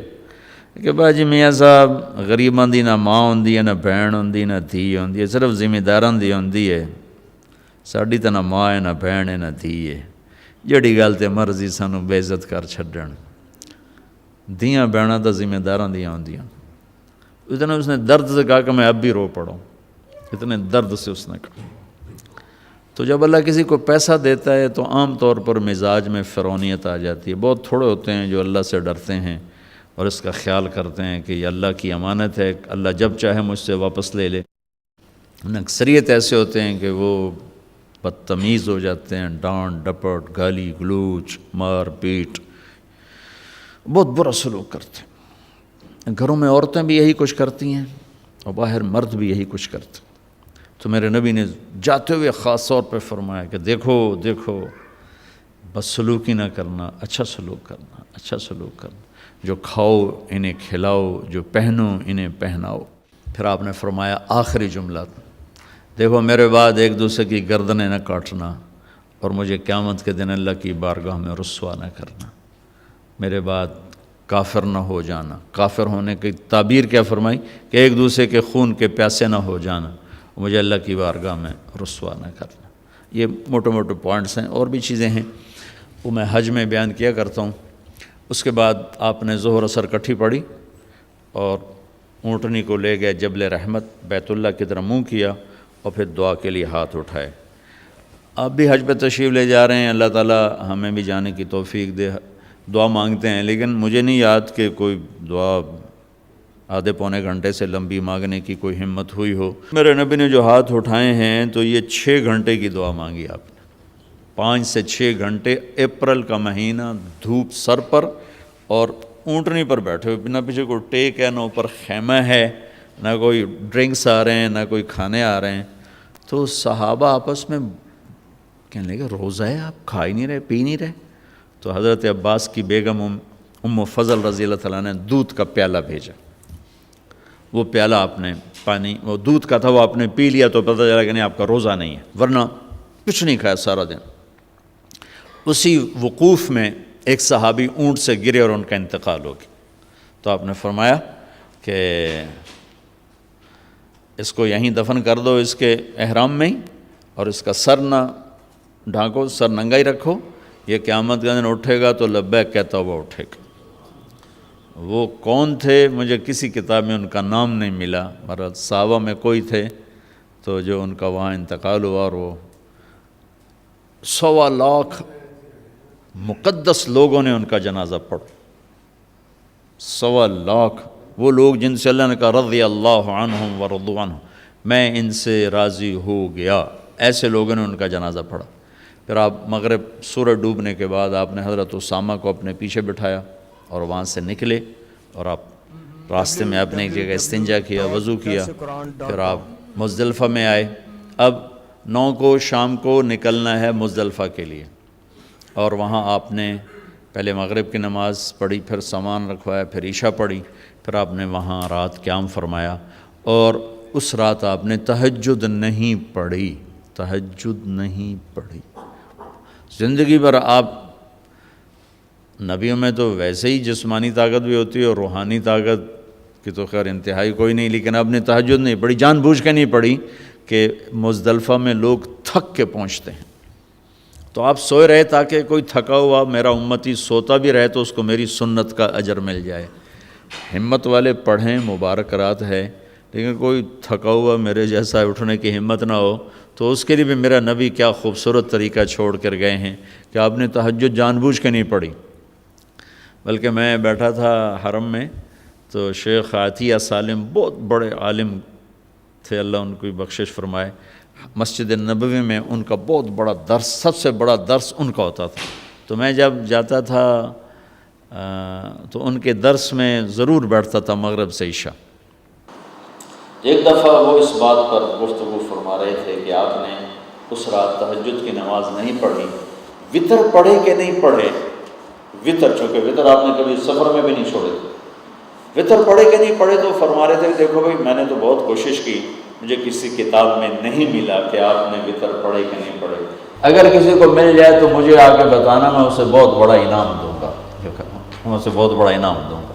کہ لگتا ہے کہ آپ نے وطر بھی نہیں پڑھے اس رات اور سو گئے، تاکہ جو بیچارے تھکے ہارے آتے ہیں،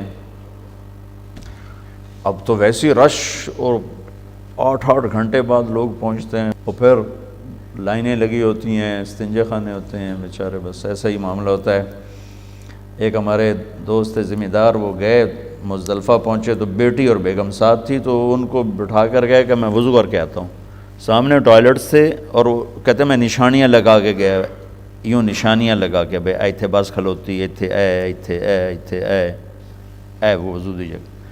اب جب ان کو لگ گیا گھنٹے میں سارا نقشہ بدل گیا، وہاں سینکڑوں بسیں آ کے کھڑی ہو گئی، واپس آیا تھا نشانیاں ساریاں غائب، وہ ساری رات طواف ہی کرتے رہ گئے، نہ بیوی ملی نہ بیٹی ملی، ان بیچاروں کو نفل پڑھنے کہاں سے یاد آئیں گی۔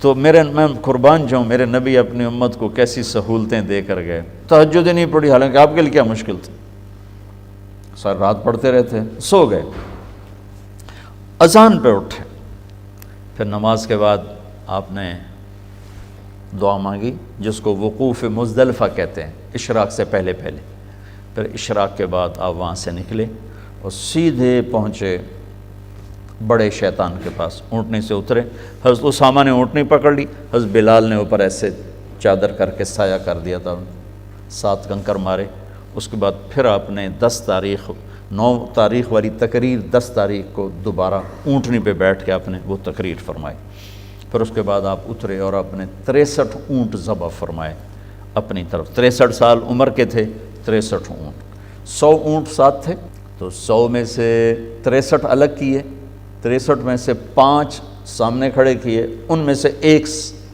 آگے لا کر اس کو ذبح کیا، تو ساری دنیا نے عجب نظارہ دیکھا، اونٹوں میں جنگ شروع ہو گئی، ہر اونٹ آگے بڑھ کے ذبح ہونے کے لیے زور لگا رہا تھا، ہر ایک کی تمنا تھی کہ میں ذبح ہو جاؤں اللہ کے نبی کے ہاتھوں۔ جب تک آپ نے برچھا نہیں پھینکا اونٹوں میں یہ جنگ جاری رہی، ہم آہوان صحرا سر خود نہاد برکف بامید آن کے روزے بشکار خواہی آمد، نہ شود نصیب دشمن کہ شود حلا کے تیغت سر دوستاں سلامت کے تو خنجر آزمائی۔ جب آپ نے پھینک دیا برچھا تو پھر اونٹ کھڑے ہوئے سیدھے، پھر آپ نے کہا علی ایک ایک گوشت کا ٹکڑا لے لو اور دیگ پہ چڑھا دو، اور باقی سب سے کہو جو لے جانا چاہے لے جاؤ۔ اور گوشت بنانے والے جو کسائی ہیں، گوشت بنانے کی مزدوری گوشت میں سے نہ دینا، میرے پاس آنا، میں اپنی طرف سے دوں گا۔ 63 اونٹ تو یہ ہوئے، اور بیگمات کے لیے ایک گائے ذبح کروائی، الگ سے ایک گائے ذبح کروائی۔ اس کے بعد پھر آپ نے معمر بن عبداللہ رضی اللہ عنہ کو بلایا، یہ مکہ کے تھے، ان کے سامنے بیٹھے، سر کے بال منڈائے، آدھے سر کے بال منڈا کر آپ نے ساوا میں تقسیم کر دیے، اور آدھے لیفٹ سائڈ کے منڈا کر آپ نے ابو طلحہ کو انصاری کو دے دی۔ ابو طلحہ کے پاس وہ بال رہے، ان میں سے چند بال حضرت خالد بن ولید نے ان کی منت کر کے لے لیے، ان کو اپنی ٹوپی میں سی لیا تھا۔ جب کہیں میدان جنگ میں اترتے تو پہلے وہ ٹوپی سر پہ رکھتے، اوپر وہ لوہے کا خود ہوتا، اور پھر لڑائی کے لیے نکلتے تھے۔ اس کے بعد آپ نے ناخن کٹوائے اور مونچھیں کٹوائیں، اور ان کو وہیں دفن کروا دیے جہاں آپ تشریف فرما تھے۔ اب پاؤں کے بل بیٹھے ہوئے تھے۔ پھر اس کے بعد آپ نے غسل کیا، کپڑے بدلے، خوشبو لگائی، پھر کھانا پکنے کا انتظار کیا۔ جب وہ تیار ہو گیا تو آپ نے گوشت بھی کھایا، شوربہ بھی پیا، حضرت علی بھی آپ کے ساتھ کھانے میں شریک تھے۔ پھر آپ نے معاویہ رضی اللہ تعالیٰ عنہ کو اپنی اونٹنی پہ بٹھایا۔ اس سارے سفر میں قصوا اونٹنی پر آپ سوار تھے۔ اب آپ نے اونٹنی تبدیل کی اور جدعا اونٹنی منگوائی، اس پر سوار ہوئے، مکہ تشریف لے گئے، جا کے طواف زیارت کیا۔ یہ طواف آپ نے کیا اونٹنی پر بیٹھ کر، چونکہ رش بہت تھا، اور وہ دور سے استلام فرما رہے تھے، دور سے وہ لکڑی کے ساتھ یوں کر رہے تھے۔ تو اس کے بعد پھر آپ نے 2 نفل پڑھے، اور یا ظہر کی نماز وہاں پڑھائی یا ظہر آ کے آپ نے مینا میں پڑھائی، دونوں روایت موجود ہیں۔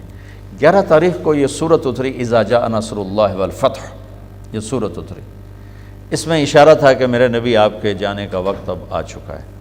تو اس خطبے میں بہت جوش تھا، آپ تشریف لے گئے، آپ نے کنکر مارے، اور پہلے دن 10 تاریخ کو تو ایک ہی کو مارتے ہیں، پھر 11 کو تینوں کو، پہلا پھر دوسرا پھر تیسرا۔ اور مارنے کا مسنون طریقہ یہ ہے کہ بیت اللہ لیفٹ پہ ہو اور مینا رائٹ پر ہو، یہ مسنون طریقہ ہے۔ لیکن اب چونکہ رش ہے تو جدھر سے بھی جگہ ملے وہی مسنون ہے۔ امام ابو حنیفہ رحمۃ اللہ علیہ سے شخص نے کہا جی نہر میں نہاتے ہوئے میرا منہ قبلے کی طرف ہو یا میری پیٹھ قبلے کی طرف؟ وہ کہنے لگے بھائی نہر میں نہاتے ہوئے تیرا منہ کپڑوں کی طرف ہو، کہیں کوئی چور اٹھا کے نہ لے جائے۔ تو آج کل کنکری مارتے ہوئے یہ نہ دیکھو قبلہ کدھر ہے مینا کدھر ہے، یہ دیکھو راہ کتھوں لبدا ہے، جتھوں راہ لبے اتھوں وڑ جاؤ۔ تو خیر اللہ آل سعود کو جزائے خیر دے، جو انہوں نے خدمت کر دی ہے حرم کی، پچھلے 14 صدی میں ایسی کسی نے نہیں کی۔ اب جس وقت بھی چلے جائیں موقع آسانی سے مل جاتا ہے کنکری مارنے کا۔ تو آپ نے 10 تاریخ کو تو ایک ہی کو کنکر مارے تھے، پھر جب 11 کو گئے تو پہلے کنکر مار کے پھر آپ نے دعا مانگی۔ یہ دعا تھی کوئی پونے گھنٹے کی دعا مانگی آپ، پھر دوسرے کو مارے، پھر پونے گھنٹے کی دعا کی، پھر تیسرے کو مارے، پھر دعا نہیں کی۔ یہاں دعا کیوں نہیں کی؟ کہ یہاں جگہ تنگ تھی، اور پھر وہی بات آ گئی کہ تنگ جگہ کی وجہ سے کھڑے ہونے پر رش اور دھکم پیل، تو آپ نے دعا چھوڑ دی، عمل چھوڑ دیا، اپنے ساتھیوں کو تکلیف سے بچایا۔ پھر اونٹنی پر سوار ہوئے، اور چونکہ یہ آیت آ چکی، یہ صورت آ چکی تھی اذا جاء نصر اللہ والفتح، تو اس میں اشارہ تھا کہ اب آپ کے جانے کا وقت قریب ہے۔ تو یہاں جو آپ نے خطبہ شروع کیا ہے اس کا ابتدا بہت دردناک ہے، اور آپ کی آواز میں اتنا جوش پیدا ہو گیا۔ پہلے جتنے آپ نے خطبے دیے اس میں آگے کھڑے ہوتے تھے بتانے والے، ترجمان اور مکبر، جیسے تکبیر کہتے ہیں نماز میں رش زیادہ ہو، تو آپ کا عرفات کا خطبہ بھی مکبر کھڑے تھے جو کہہ رہے تھے اللہ کے نبی یوں فرما رہے ہیں، اللہ کے نبی نے یہ فرمایا، ربیہ یہ کہو، ربیہ یہ کہو۔ لیکن 11 تاریخ کے خطبے میں مینا کی لمبائی 4 میل ہے، تو آپ بالکل آخری شیطان کے بعد جو شروع میں ہے وہاں سے آپ بیان کر رہے تھے، اور 4 میل دور تک آپ کی آواز جا رہی تھی، اور قریب کھڑے ہوئے، خیموں میں بیٹھے ہوئے، پہاڑ پہ چڑھے ہوئے، مزدلفہ کے بارڈر پر بیٹھے ہوئے سب لوگ آپ کی بات کو اس طرح سن رہے تھے جیسے آپ میری بات کو سن رہے ہیں۔ اور اس کی ابتدا یہاں سے فرمائی ایھا الناس عسیٰ اللہ تلقونی بعد عامی ھذا، لوگو یہ میری تمہاری آخری ملاقات ہے، آج کے بعد میری تمہاری ملاقات کبھی نہیں ہو سکے گی۔ یہاں سے شروع کر، باقی سارا خطبہ وہی ہے جو میں نے آپ کو پہلے عرض کیا ہے۔ عرفات مزدلفہ میں آپ نے آدھی رات کے بعد مستورات کو جانے کی اجازت دے دی، تو آپ کی بیگمات میں حضرت سودا چلی گئیں، حضرت ام حبیبہ چلی گئیں، حضرت ام سلمہ چلی گئیں، اور صحابہ کی بیگمات میں حضرت ابوبکر کی بیگم اسماء بنت ابی عمیس وہ تشریف لے گئیں، اور باقی غیر معروف، یہ معروف تھیں تو ان کے نام حدیث میں موجود ہیں، باقی غیر معروف عشاء یعنی آدھی رات کے بعد کمزور لوگ، بیمار لوگ، مستورات والے لوگ، چاہے وہ جوان صحت مند بھی ہوں، تو اپنی مستورات کو لے کر 12 بجے کے بعد وہ وہاں سے نکل سکتے ہیں مینا کے لیے۔ لیکن آپ نے کہہ دیا کہ دیکھو کنکریاں فجر طلوع صبح صادق کے بعد ہی مارنا، صبح صادق کے بعد، لیکن ام حبیبہ رضی اللہ تعالیٰ نے جاتے ہوئے ٹکا دیں، تو آپ نے ان کو دہرانے کا حکم نہیں دیا کہ بھئی تو دہرا، تیری کنکری نہیں ہوئی، دوبارہ کر، یہ آپ نے نہیں فرمایا۔ تو لگتا ہے کوئی گنجائش ہوگی اس میں، بہرحال میں مسائل میں نہیں پڑھتا، جو کہ مسائل میں اختلاف ہے، تو یہ اہل فتویٰ کا کام ہے۔ اس کے بعد 12 تاریخ کو آپ نے اجازت دے دی، جو جانا چاہیں چلے جائیں کنکری مار کے، تو لوگ کنکری مار کے جاتے رہے، نکلتے رہے، لیکن زیادہ لوگ آپ کے ساتھ ہی رہے۔ پھر آپ 12 کو زوال کے بعد تشریف لے گئے، اسی طرح تینوں شیطان کو کنکری مار کر 2 پر دعا مانگی، پونا گھنٹہ، تیسرے پر ایسے ہی آ گئے۔ پھر 13 کی زوال کے بعد آپ نے یہ تینوں کنکریاں اونٹنی پر بیٹھ کر ہی آپ نے رمی فرمائی، اور وہاں سے خیف و بنی کنانہ تشریف لے گئے۔ ظہر، عصر، مغرب، عشاء 4 نمازیں آپ نے وہاں پڑھیں۔ وہاں حضرت عائشہ نے کہا کہ میرا عمرہ رہ گیا تھا، میں نے عمرہ کرنا ہے، تو آپ نے فرمایا تیرا حج ہو گیا؟ کہ نہیں، میری باقی ساری سوکنوں نے کیا ہے، میرا رہتا ہے، میں نے کرنا ہے۔ تو ایک مقابلہ تو ہوتا ہی ہے۔ تو آپ نے حضرت عبد الرحمن بن ابی بکر آپ کے بھائی کو بلا کر کہا کہ جاؤ اپنی بہن کو مسجد عائشہ، جس کو اب ہم کہتے ہیں تنعیم، ہمارے لیے کتنی سہولت اللہ نے کر دی کہ اب آرام سے وہاں جا کے احرام باندھو اور آ جاؤ عمرہ کرنے کے لیے۔ حضرت عائشہ کی برکت سے ہمیں یہ دولت مل گئی ہمیشہ کے لیے۔ تو ان کو بھیجا عمرہ کرا کے، جب آ جاؤ پھر مجھے بتانا۔ تہجد میں آپ اٹھے بیت اللہ، راستے میں حضرت عائشہ ملی، آ رہی تھی اپنے بھائی کے ساتھ، جاتے ہی آپ نے نفل نہیں پڑھے، طواف وداع کیا۔ طواف وداع کے بعد آپ ملتزم سے اس طرح چمٹ گئے، اس طرح دونوں ہاتھ لگا دیے، اس طرح سینہ ملتزم کے ساتھ، اور یہ گال اس طرح۔ وہ بہت دیر اس طرح کھڑے اللہ سے، اپنے رب سے باتیں فرماتے رہے، کوئی دعائیں مانگتے رہے، کیا بات ہوئی وہ اللہ جانے اور اللہ کا نبی جانے۔ اس کے بعد آپ نے فجر کی نماز کے لیے تشریف لائے، تو ام سلمہ رضی اللہ تعالیٰ نے عرض کی یا رسول اللہ میں تو بیمار ہو گئی ہوں، طواف وداع نہیں کر سکتی۔ تو آپ نے کہا کوئی نہیں، جب میں نماز پڑھاؤں گا نا تم اونٹنی پر بیٹھ کر ہمارے نمازیوں کے پیچھے سے طواف کر لینا۔ تو آپ نے وہ فجر کی نماز پڑھائی۔ تو حضرت ام سلمہ کہتی ہیں کہ میں نے سنا آپ فجر کی نماز اس رات اپنے والطور وکتاب مستور فی رق منشور والبیت المعمور والسقف المرفوع والبحر المسجور ان عذاب ربک لواقع ما له من دافع یوم تمور السماء مورا وتسیر الجبال سیرا۔ یہ آیت آپ نے پہلی رکعت میں آپ نے سورۃ طور پڑھی، دوسری کا وہ نہیں بتایا، لیکن پہلی رکعت کا بتایا کہ سورۃ والطور کی تلاوت فرمائی۔ اس کے بعد آپ نے زمزم کا پانی بھروایا۔ کسی نے کہا جی حضرت صفیہ کا تو مینسز آ گئے، کہا یہ تو ہمیں روک دے گی۔ پھر آپ نے کہا اس نے طواف زیارت کر لیا؟ کہا جی کر لیا۔ کہا کوئی نہیں، طواف وداع چھوڑ دے، کوئی بات۔ پھر اس کے بعد آپ نے سب کو الوداع کیا اور آپ خود مدینہ کے روانہ ہوئے۔ 11 تاریخ کو یہ سورت اتری، اذا جاء نصر اللہ والفتح، یہ سورت اتری۔ اس میں اشارہ تھا کہ میرے نبی آپ کے جانے کا وقت اب آ چکا ہے۔ تو اس خطبے میں بہت جوش تھا۔ آپ تشریف لے گئے، آپ نے کنکر مارے، اور پہلے دن 10 تاریخ کو تو ایک ہی کو مارتے ہیں، پھر 11 کو تینوں کو، پہلا پھر دوسرا پھر تیسرا۔ اور مارنے کا مسنون طریقہ یہ ہے کہ بیت اللہ لیفٹ پہ ہو اور مینا رائٹ پر ہو، یہ مسنون طریقہ ہے۔ لیکن اب چونکہ رش ہے تو جدھر سے بھی جگہ ملے وہی مسنون ہے۔ امام ابو حنیفہ رحمۃ اللہ علیہ سے شخص نے کہا جی نہر میں نہاتے ہوئے میرا منہ قبلے کی طرف ہو یا میری پیٹھ قبلے کی طرف؟ وہ کہنے لگے بھائی نہر میں نہاتے ہوئے تیرا منہ کپڑوں کی طرف ہو، کہیں کوئی چور اٹھا کے نہ لے جائے۔ تو آج کل کنکری مارتے ہوئے یہ نہ دیکھو قبلہ کدھر ہے مینا کدھر ہے، یہ دیکھو راہ کتھوں لبدا ہے، جتھوں راہ لبے اتھوں وڑ جاؤ۔ تو خیر اللہ آل سعود کو جزائے خیر دے، جو انہوں نے خدمت کر دی ہے حرم کی، پچھلے 14 صدی میں ایسی کسی نے نہیں کی۔ اب جس وقت بھی چلے جائیں موقع آسانی سے مل جاتا ہے کنکری مارنے کا۔ تو آپ نے 10 تاریخ کو تو ایک ہی کو کنکر مارے تھے، پھر جب 11 کو گئے تو پہلے کنکر مار کے پھر آپ نے دعا مانگی۔ یہ دعا تھی کوئی پونے گھنٹے کی دعا مانگی آپ، پھر دوسرے کو مارے پھر پونے گھنٹے کی دعا کی، پھر تیسرے کو مارے پھر دعا نہیں کی۔ یہاں دعا کیوں نہیں کی؟ کہ یہاں جگہ تنگ تھی، اور پھر وہی بات آ گئی کہ تنگ جگہ کی وجہ سے کھڑے ہونے پر رش اور دھکم پیل، تو آپ نے دعا چھوڑ دی، عمل چھوڑ دیا، اپنے ساتھیوں کو تکلیف سے بچایا۔ پھر اونٹنی پر سوار ہوئے، اور چونکہ یہ آیت آ چکی، یہ صورت آ چکی تھی اذا جاء نصر اللہ والفتح، تو اس میں اشارہ تھا کہ اب آپ کے جانے کا وقت قریب ہے۔ تو یہاں جو آپ نے خطبہ شروع کیا ہے اس کا ابتدا بہت دردناک ہے، اور آپ کی آواز میں اتنا جوش پیدا ہو گیا۔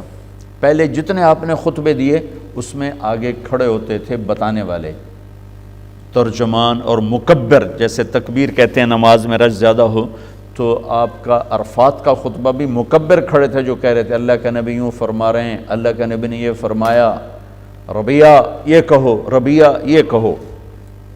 لیکن 11 تاریخ کے خطبے میں مینا کی لمبائی 4 میل ہے، تو آپ بالکل آخری شیطان کے بعد جو شروع میں ہے وہاں سے آپ بیان کر رہے تھے، اور 4 میل دور تک آپ کی آواز جا رہی تھی، اور قریب کھڑے ہوئے، خیموں میں بیٹھے ہوئے، پہاڑ پہ چڑھے ہوئے، مزدلفہ کے بارڈر پر بیٹھے ہوئے سب لوگ آپ کی بات کو اس طرح سن رہے تھے جیسے آپ میری بات کو سن رہے ہیں۔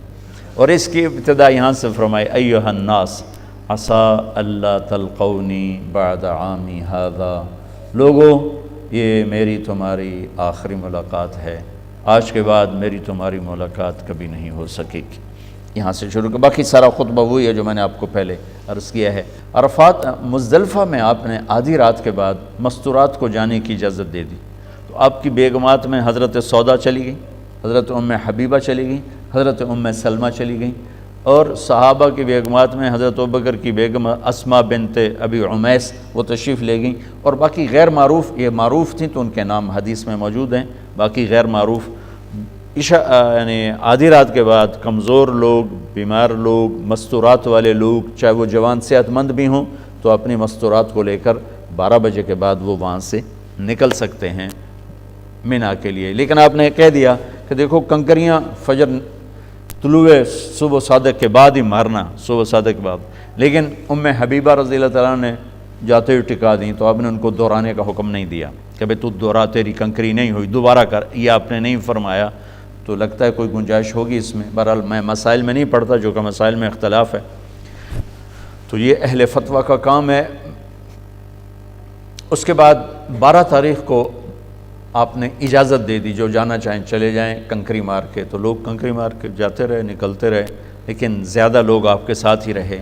پھر آپ 12 کو زوال کے بعد تشریف لے گئے، اسی طرح تینوں شیطان کو کنکری مار کر 2 پر دعا مانگی، پونا گھنٹہ، تیسرے پر ایسے ہی آ گئے۔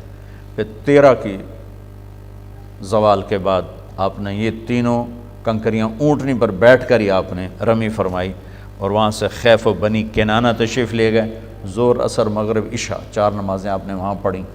وہاں حضرت عائشہ نے کہا کہ میرا عمرہ رہ گیا تھا، میں نے عمرہ کرنا ہے، تو آپ نے فرمایا تیرا حج ہو گیا؟ کہ نہیں، میری باقی ساری سوکنوں نے کیا ہے، میرا رہتا ہے، میں نے کرنا ہے۔ تو ایک مقابلہ تو ہوتا ہی ہے۔ تو آپ نے حضرت عبد الرحمن بن ابی بکر آپ کے بھائی کو بلا کر کہا کہ جاؤ اپنی بہن کو مسجد عائشہ، جس کو اب ہم کہتے ہیں تنعیم، ہمارے لیے کتنی سہولت اللہ نے کر دی کہ اب آرام سے وہاں جا کے احرام باندھو اور آ جاؤ عمرہ کرنے کے لیے۔ حضرت عائشہ کی برکت سے ہمیں یہ دولت مل گئی ہمیشہ کے لیے۔ تو ان کو بھیجا عمرہ کرا کے، جب آ جاؤ پھر مجھے بتانا۔ تہجد میں آپ اٹھے بیت اللہ، راستے میں حضرت عائشہ ملی، آ رہی تھی اپنے بھائی کے ساتھ، جاتے ہی آپ نے نفل نہیں پڑھے، طواف وداع کیا۔ طواف وداع کے بعد آپ ملتزم سے اس طرح چمٹ گئے، اس طرح دونوں ہاتھ لگا دیے اس طرح، سینہ ملتزم کے ساتھ اور یہ گال اس طرح، وہ بہت دیر اس طرح کھڑے اللہ سے اپنے رب سے باتیں فرماتے رہے، کوئی دعائیں مانگتے رہے، کیا بات ہوئی وہ اللہ جانے اور اللہ کا نبی جانے۔ اس کے بعد آپ نے فجر کی نماز کے لیے تشریف لائے تو ام سلمہ رضی اللہ تعالیٰ نے عرض کی یا رسول اللہ میں تو بیمار ہو گئی ہوں، طواف وداع نہیں کر سکتی، تو آپ نے کہا کوئی نہیں، جب میں نماز پڑھاؤں گا نا تم اونٹنی پر بیٹھ کر ہمارے نمازیوں کے پیچھے سے طواف کر لینا۔ تو آپ نے وہ فجر کی نماز پڑھائی تو حضرت ام سلمہ کہتی ہیں کہ میں نے سنا آپ فجر کی نماز اس رات اپنے والطور و کتاب مستور فی رق منشور والبیت المعمور والسقف المرفوع والبحر المسجور ان عذاب ربک لواقع ما له من دافع یوم تمور السماء مورا وتسیر الجبال سیرا۔ یہ آیت آپ نے پہلی رکعت میں آپ نے سورۃ طور پڑھی، دوسری کا وہ نہیں بتایا، لیکن پہلی رکعت کا بتایا کہ سورۃ والطور کی تلاوت فرمائی۔ اس کے بعد آپ نے زمزم کا پانی بھروایا۔ کسی نے کہا جی حضرت صفیہ کا تو مینسز آ گئے، کہو یہ تو ہمیں روک دے گی۔ پھر آپ نے کہا اس نے طواف زیارت کر لیا؟ کہاں جی کر لیا۔ کہا کوئی نہیں، طواف وداع چھوڑ دے، کوئی بات نہیں۔ پھر اس کے بعد آپ نے سب کو الوداع کیا اور آپ خود مدینہ کے ذرا روانہ ہوئے، اور تقریباً آس پاس 22 ذوالحج کو آپ ذوالحلیفہ پہنچے۔ آپ نے فرمایا آج رات ہم ادھر ہی قیام کریں گے، گھر نہیں جائیں گے۔ ایک بات یاد آ گئی، جس سال آپ نے حج کا اعلان فرمایا اس سال چیچک پھیل گیا، اسمال پاکس ایک بیماری تھی، وہ پھیل گئی، بہت سے لوگ حج سے رہ گئے۔ یہ 1.25 لاکھ ٹوٹل صحابہ نہیں، صحابہ اس سے بھی زیادہ ہیں، بہت سے لوگ آ نہیں سکے چیچک کی وجہ سے۔ وہ چیچک قیامت تک کے لیے ایک رحمت بن گیا۔ صحابہ کو ہوا کہ حج سے رہ گئے، حج سے رہ گئے، حج سے رہ گئے۔ تو آپ نے کہا رمضان میں عمرہ کرنا میرے ساتھ حج کے برابر ہو گیا۔ یہ اس چیچک کا صلہ ملا، اس بیماری کا صلہ ملا کہ ان کی دلجوئی تھی، اور قیامت تک کے لیے ہمارے مزے کروا دیے کہ عمرۃ فی رمضان تعدل حجۃ معی، رمضان میں عمرہ کرنا میرے ساتھ حج کرنے کے برابر ہے۔ تو ہمارے لیے بھی موج کرتے، اس لیے ماشاءاللہ اب رمضان میں جو رش ہوتا ہے وہ حج سے کم نہیں ہوتا ہے، بلکہ 27 کی رات کا رش تو حج سے بھی زیادہ ہو جاتا، 6 کلومیٹر تک صفیں لگی ہوتی ہیں ماشاءاللہ، اور ایسے 29 کی رات کا بھی یہی حال ہوتا۔ تو ذوالحلیفہ آپ نے رات گزاری، اور صبح مدینہ کو چلے تو سامنے احد پہاڑ تھا، تم ھذا جبل یحبنا ونحبہ، کہ یہ وہ پہاڑ ہے جو مجھ سے پیار کرتا ہے اور میں اس سے پیار کرتا ہوں۔ آپ نے کہا جبل احد جنت میں جائے گا، جنت کے دروازے پر ہوگا۔ اور مدینہ میں انٹر ہونے سے پہلے یہود کی سائڈ کی طرف ایک پہاڑ تھا جبل عیر، کا یہ جہنم کا پہاڑ ہے، احد جنت کا پہاڑ ہے۔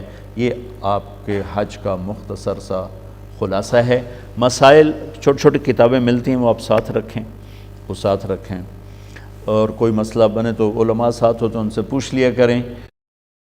البتہ یعنی ہر غلطی کی موجود ہے، تلافی موجود ہے، 1 بکرا دے دو، 2 دے دو، جن کو اللہ نے وسعت دی ہے قربانی کھل کے کرو۔ میرے نبی نے 63 اونٹ ذبح کیے، 63 اونٹ، اور ایک اونٹ میں 7 آدمیوں کا حصہ ہوتا ہے، 7 آدمیوں کا حصہ ہوتا ہے، تو کوئی 450 کے قریب سب آپ نے ایک ہستی نے قربانیاں کی اور اس کا گوشت تقسیم کیا۔ اس کا مطلب ہے کہ اللہ نے جس کو رزق دیا ہے وہ وہاں خرچ کرے اور لوگوں کو کھلائے، تو اللہ کو بہت انتہائی پسندیدہ ہے۔ تو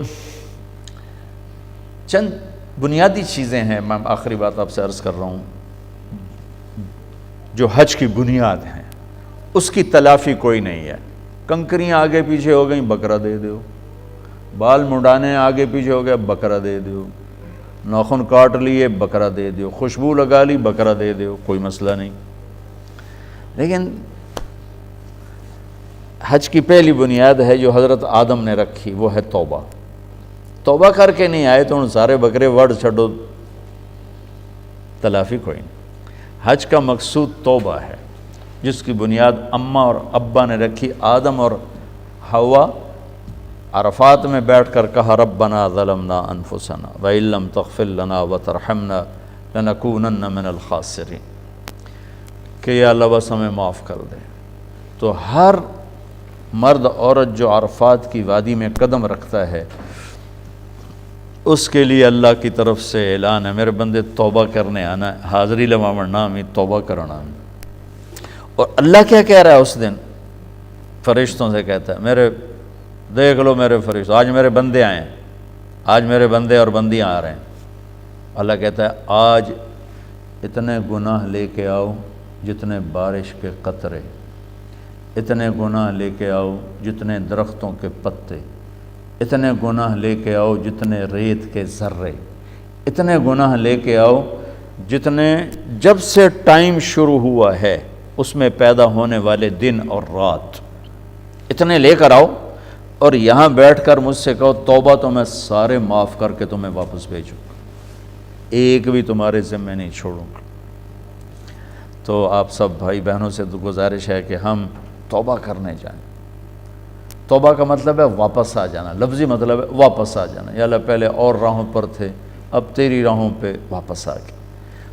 اور پھر اگر کبھی ٹوٹ بھی جائے انسان جو ہے تو ڈرنے گھبرانے کی بات نہیں ہے، دوبارہ کر لیں گے، چونکہ معاملہ اللہ کی ذات سے ہے، کوئی پاکستان سے کے بادشاہ سے تو نہیں، یا ہندوستان کے یا ایران کے امریکہ کے عرب سے عجب کے بادشاہ نہیں، مطلب ہے کہ انسانوں سے معاملہ نہیں، اللہ سے معاملہ۔ اور اللہ کو نہ میرے گناہوں کا اثر پڑتا نہ میری نیکی کا اثر پڑتا۔ میں معاف کرنے میں دیر کیوں کرتا ہوں کہ میرے اوپر سکھیرا صاحب نے جو زیادتی کی اس کا میرے اوپر اثر ہے، جب تک وہ اثر باقی میرا معاف کرنے کو دل نہیں کرتا۔ اور میرا اللہ کیا کہتا ہے لن تبلغوا نفعی فتنفعونی ولن تبلغوا ضری فتضرونی، میرے بندو تم مجھے نفع دینا چاہو تو تم اس قابل نہیں ہو، نقصان پہنچانا چاہو تو اس قابل نہیں ہو، تم سارے نیک ہو جاؤ تو مجھے فرق نہیں پڑتا، تم سارے بدماش ہو جاؤ مجھے کوئی فرق نہیں پڑتا۔ لہٰذا سب سے سوکھا کام ہے اللہ کو منانا، سب سے آسان کام ہے اللہ کو منانا۔ کائنات میں سب سے آسان ترین اللہ کو منانا ہے، سارے رشتے منانے اوکھے ہیں، اللہ کو منانا 1 سیکنڈ کی بات ہے۔ دل میں نیت پکی ہو اور زبان یا اللہ آئندہ نہیں کروں گا، معاف کر دو، میرے رب کی قسم اتنے گناہ ہوں کہ زمین سے لے کر آسمان کی چھت تک پہنچے ہوں، تو اللہ کہتا جاؤ معاف کر دو، جاؤ معاف کر دو۔ وہ پوچھتا بھی نہیں، مڑتا نہیں کرے گا، ہم تو پکا کرتے ہیں ہاں بھائی آئندہ تو نہیں کرو گے، وہ پوچھتا بھی نہیں ہاں بھائی ہن کی صلاح ہے، اگاں کی صلاح ہے، کرنے کہ نہیں کرنے، یہ نہیں کرنے، اچھا جاؤ تاں معاف کیتا، یا اللہ معافی مل سکتی؟ کہا یہ کیوں کہتے ہو مل سکتی، جاؤ میں نے کر دیا، کر دیا۔ اور دروازے پہ جا کے ٹوٹ گئی توبہ، یہاں سے وہاں 15 فٹ کے فاصلے پر، تو اب کیا ہوگا؟ کہا پھر کر لینا، میں پھر معاف کر دوں۔ گھر جاتے جاتے پھر ٹوٹ گئی، پھر کیا کروں گا؟ پھر کرنا، میں پھر معاف کر دوں۔ اگر میں روز توڑوں تو پھر کیا کروں گا؟ پھر کرنا، میں پھر معاف کر دوں گا۔ میرے نبی نے کہا دن میں 70 دفعہ توبہ ٹوٹے اور تم 70 دفعہ کرو تو اللہ 70 دفعہ تمہیں معاف کرے گا، اور 1 دفعہ بھی برا نہیں منائے گا۔ کرو صحیح، یہ شیطان چکر دے گا کہ ایسی توبہ دا کی فائدہ، اتھے کرو اتھے توڑ دیو، بڑا فائدہ ہے، کیا پتہ درمیانی وقفے میں ہی اللہ بلا لے اور پاک صاف پہنچ جاؤ۔ میں گیا نواب شاہ، چلا تھا میرا، تو وہاں ایک گھر میں ہم نے وہاں کے وڈیرے کٹھے، انہوں نے بتایا یہ ایک وڈیرا آیا ہوا ہے بڑا ظالم اور بہت جابر اور پتہ نہیں کیا کیا، تو بڑی بڑی مونچھیں، بیان میں وہ بیٹھا رو رہا تھا، میں نے توبہ کروائی، میں بیان میں کرواتا ہوں، اس نے زور سے کہا یا اللہ میری توبہ، یا اللہ میری توبہ، یا اللہ میری توبہ۔ ڈیرے میں جا کر کہا سائیں اساں توبہ کر لئی ہے، اور شام کو مر گیا۔ ساری زندگی گزری کس کام میں، اور موت آئی توبہ کر کے، سب معاف۔ توبہ بڑا زبردست اللہ نے دروازہ رکھا ہے، نہ عدد کی قید ہے نہ عمر کی قید ہے۔ ہاں بھائی 60 سال عمر ہو گئی اب توبہ قبول نہیں، ہاں بھائی 1000 دفعہ ٹوٹ گئی اب قبول نہیں، کہتا 1 کروڑ دفعہ توڑ پر کر صحیح معاف، 100 سال کی عمر میں کر صحیح معاف، نہ نظر آئے نہ دکھائی دے، نہ ٹرا جائے نہ اٹھا جائے، لوگ کہیں ہن تیری توبہ دا کی فائدہ، انا ہو گیا ٹریا جاندہ نے ہن پہ کرے نہ توبہ، میرا لگا آج ان کی نہ سنائی تو سب دیوانے مجھے جانتے نہیں، آج آنا تیری اس حال میں بھی معاف کروں گا، نہ کہیں جہاں میں اما ملی، جو اما ملی تو کہاں ملی، میرے جرم خانہ خراب کو تیرے عفو بندہ نواز۔ بھائیو بہنوں، توبہ ضرور کر، اللہ بڑا کریم، بڑا کریم، اس کے معاف کرنے کی کوئی حد نہیں ہے، کوئی حد نہیں ہے۔ ہمارے گناہوں کی کوئی حیثیت نہیں ہے۔ ہاں، باغی نہ بنے، گناہ گار اور چیز ہے، مجرم اور ہے، باغی اور ہے۔ باغی ہے کیوں ہے جو شراب پیتا کیوں ہے، زنا کیتا تھا کیوں ہے، سارے کر دے پھر میں کیتا تھا کیوں ہے، یہ باغی ہے۔ باغی کا قانون اور ہے اور ملزم کا قانون اور ہے۔ جی غلطی ہو گئی، کر بیٹھے ہیں جی، ہو گئی، یہ اور ہے۔ میں کی تقی ہو گیا، یہ اور ہے۔ اللہ کا یہ قانون بھی نہیں کہ شمر اور حسین کو ایک کرسی پہ بٹھا دے۔ کربلا میں سر کٹانے والے اور ایمان کے سودے کرنے والے اگر ایک ہی جگہ پر بیٹھ جائیں تو پھر تو ساری شریعت کو آگ لگا دو۔ تو ایک میرے رب کا نظام بھی تو ہے۔ اگر رات کو ناچنے والی اور رات کو رونے والی کو اس نے ایک کر دینا ہے تو اتنی بڑی شریعت کیوں اتاری؟ حسین اور ابن زیاد کو ایک ہی تخت پہ بٹھانا ہے تو اتنا بڑی کربلائیں کیوں قائم کی؟ تو یہ تصور بڑا غلط ہے۔ اللہ بڑا غفور الرحیم ہے، آپ پہ معاف کرے گا۔ ایویں مولوی ڈرائی جان دینا، اللہ بڑا غفور الرحیم ہے، آپ پہ معاف کرے گا۔ آپ پہ تمہاری دکانیں تو کھولتا نہیں، تمہاری فیکٹریاں تو آپ پہ چلتی نہیں، وہاں تو سر پہ بیٹھے ہوئے۔ تو جنت بھی ایک میرے رب کا نظام ہے، اس کی رضا بھی میرے رب کا ایک نظام ہے۔ ایک اس کی رحمت ہے جس کو چاہے معاف کرے، ایک اس کا قانون ہے جس نے کھرے کھوٹے کو الگ کرنا ہے۔ تو ایک عرفات کا سب سے، دیکھو میرے نبی نے کوئی نفل نہیں پڑھے، کوئی تلاوت نہیں کی، بس دعائیں مانگتے رہے، 2 نمازیں کٹھی پڑھ کے 2 رکعت۔ تو عرفات کے سب سے بڑے عمل کوئی مسنون چیز نہیں، اتنے باری اے پڑھو، اتنے باری اے پڑھو، اتنے 100 باری اے پڑھو۔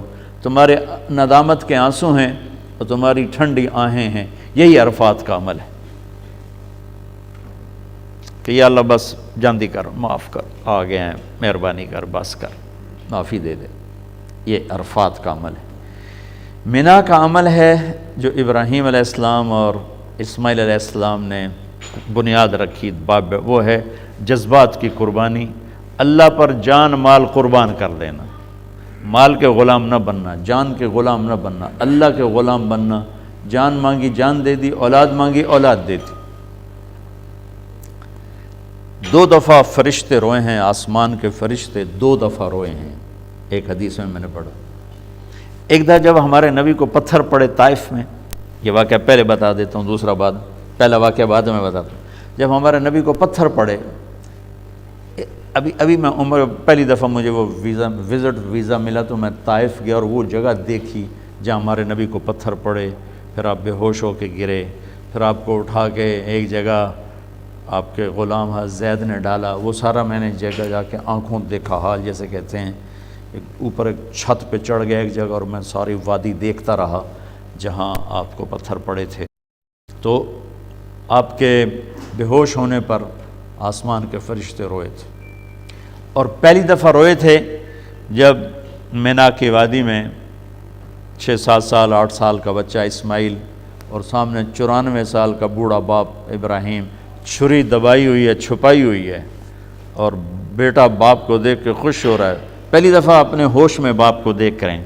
پہلے ایک دفعہ آئے ہیں ابراہیم تو اس وقت آپ بالکل چھوٹے تھے، تو آج پہلی دفعہ ہوش میں باپ کو دیکھ رہے ہیں۔ وہ پتہ نہیں کیا کیا جذبات سے دیکھ رہے ہیں، اور اوپر سے ابا کی طرف سے ایک دم فرمان آتا ہے، بیٹا تیرے ذبح کا حکم ہو چکا ہے، کیا کہتے ہو؟ ہو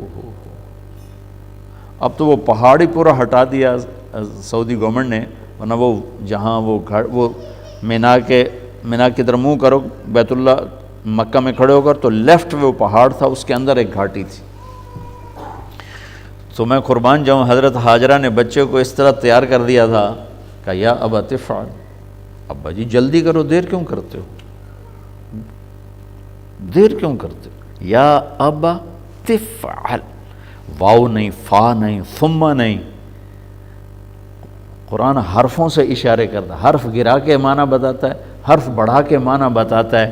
یہاں ایک حرف گرا کے اللہ نے معنی بتایا ہے، یا ابا تفعل، الف کو گرایا ہوا ہے، الف گرا کے اسماعیل کے ایمان کا، جذبے کا، خوشی کا اظہار۔ ابا جی جلدی کرو، پھر آپ دیر کیوں کر رہے؟ تو ابراہیم علیہ السلام حیران ہو گئے، وہ سمجھے کہ شاید اس کو پتہ نہیں میں کیا کہہ رہا ہوں۔ پھر فرمایا پتہ بھی ہے میں کیا کہہ رہا ہوں؟ عجیب پتہ، آپ نے گھاٹے کا سودا نہیں بتایا، نفع کا بتایا۔ آپ کے بدلے میں اللہ ملے گا، اللہ آپ سے بہتر ہے۔ دنیا کے بدلے میں جنت ملے گی، جنت دنیا سے بہتر ہے۔ پھر معصوم ذہن سوچ میں پڑ گیا، کہنے لگا ہاں ایک بات ہے، میری ماں کو ضرور دکھ ہوگا، کیونکہ میں تو اس کا اکیلا ہوں۔ تو اپنا کرتا اتارا،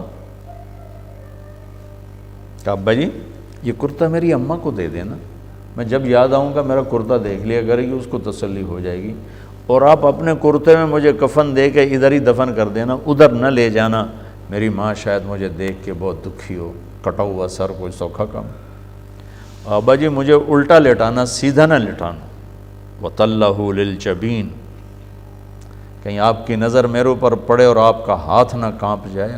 اب باپ ہو، او میرے بھائیو، 94 سال کا بوڑھا تو مرغی نہیں ذبح کر سکتا، بچہ ذبح کرنے کا حکم آ چکا۔ جب انہوں نے گھٹنے پہ ان کی کمر پہ ٹکائے نا، اور سر کے بال پکڑ کر یوں سر اوپر اٹھایا، اور چھری ہاتھ میں، ایک ہاتھ میں سر کے بال، ایک ہاتھ میں چھری، اور یوں آسمان کو دیکھا، اور بچہ نیچے لیٹا پڑا ہے اور چھری یہاں آ چکی ہے، ہاتھ یہاں ہے، تو یوں دیکھا کہ اے اللہ مجھ سے ناراض ہو گئے ہو کہ اسماعیل کی محبت نے میرے دل میں زیادہ جگہ پکڑ لی ہے۔ ایسی بات نہیں میرے اللہ، میرے دل میں تو ہی تو ہے، اور اگر میرا کوئی امتحان ہے تو مجھے پاس کر دے بس۔ اس پر ساتوں آسمان کے فرشتوں میں چیخ و پکار مچ گئی، چلا دی چھری، آسمان سے حکم آ گیا نہیں چل سکتی، سٹاپ، فل سٹاپ۔ دوسری بنیاد ہے کہ ہر حاجی سیکھ کر آئے کہ یا اللہ تیرے اوپر کس طرح سب کچھ لگانا ہے، بچانا نہیں لگانا ہے۔ جھگی پھونک تماشا ویک، لگانے کا مزہ بہت اعلیٰ ہے بچانے سے۔ اور ایک ہے مال لگانا، وہ تو بڑے سخی موجود ہے۔ ایک ہے جذبات قربان کرنا، جو باپ بیٹے نے کیے، جذبات کی قربانی، احساسات کو کچل دینا، یہ کروڑوں روپے خرچ کرنے سے زیادہ مشکل سخاوت، بہت بڑی سخاوت ہے اپنے احساسات و جذبات کو اللہ پہ قربان کر دینا۔ عمر بن عبدالعزیز، ان کی بیگم کی ایک باندی تھی، اس سے وہ بہت پیار کرتے تھے، اور اپنی بیگم سے کہتے مجھے یہ ہدیہ کر دو۔ باندی بغیر نکاح کے جائز ہے، وہ بیگم کہتی میں نے نہیں کرنی۔ جب وہ خلیفہ بنے تو ان کی بیگم نے اس باندی کو تیار کیا، دلہن بنایا، اور حضرت عمر کی خدمت میں پیش کیا کہ پہلے میں آپ کو انکار کرتی تھی، آج آپ کو میں گفٹ کرتی ہوں۔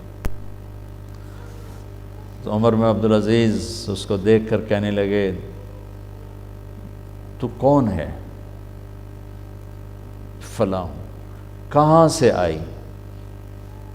کہ میں موصل سے لائی۔ تیرا مالک کون تھا؟ فلاں تھا۔ زبردستی لایا گیا تجھے؟ کہ زبردستی لایا گیا۔ حکم دیا اس کو اس کے مالک کے پاس واپس بھیج دیا جائے۔ وہ کہنے لگی این وجدک یا امیر المومنین، امیر المومنین وہ آپ کا عشق کہاں گیا جو میرے ساتھ تھا؟ کہا وہ اس وقت پہلے سے دگنا ہے، لیکن تجھے اللہ کے حکم پہ قربان کرتا کہ اب میں عدل کی کرسی پر بیٹھا ہوں، اب میں نے عدل کو زندہ کرنا ہے، جذبے کو نہیں۔ یہ دوسری چیز ہے کہ اللہ تعالیٰ مجھے بھی دے دے، آپ کو بھی دے دے، ہماری مسورات کو بھی دے دے، کہ اللہ اس کے رسول کی رضا کے سامنے اپنے جذبات کو کچلنا۔ تیسری چیز جو ہمیں ملی وہ جناب رسول اللہ صلی اللہ علیہ وسلم سے دعوت کی ذمہ داری ملی، تبلیغ کی ذمہ داری ملی، جو آپ نے منا میں 2 دن 10 اور 11 کو کہا فَلْيُبَلِّغِ الشَّاهِدُ الْغَائِبُ، میرا پیغام آنا تمہارے ذمہ ہے۔ تبلیغ کا یہ مبارک کام جو اس وقت 6 بر اعظم میں ہو رہا ہے، ابھی ہم انگلینڈ اور ترکی کا سفر کر کے میں واپس آیا ہوں، ابھی تو ہڈیوں سے وہ تھکاوٹ ہی نہیں نکلی کہ آپ بھائیوں کی زیارت اللہ نے مقدر فرما دی۔ تو یہ تبلیغ کا مبارک کام جو اس وقت 6 بر اعظم میں پھیل چکا ہے اور اللہ کے فضل و کرم سے ہر قسم کی فرقہ واریت سے پاک ہے، آپس کی نفرتوں سے پاک ہے، یہ محنت ہمیں میدان منا میں اللہ کے نبی نے سپرد فرمائی کہ میرا پیغام آگے پہنچانا تمہارے ذمے ہے۔ فَلْيُبَلِّغِ الشَّاهِدُ الْغَائِبُ، میرا پیغام آگے پہنچانا تمہارے ذمے ہے۔ تو وہاں جانے والا ہر مرد عورت وہ اس بات کا مکلف بن جاتا ہے کہ اب اللہ کے پیغام کو دنیا میں پہنچانا ہمارے ذمے ہے۔ دنیا میں کوئی 7 ارب انسان ہیں اور ان تک پیغام پہنچانے کے لیے اس 1.5 ارب امت کو چنا گیا ہے کہ ہم اللہ کے پیغام کو دنیا کے آخری کنارے تک پہنچائیں، کہ اب نبی کوئی نہیں آئے گا تو نبوت کی ذمہ داری ہمارے اوپر ڈال دی گئی ہے۔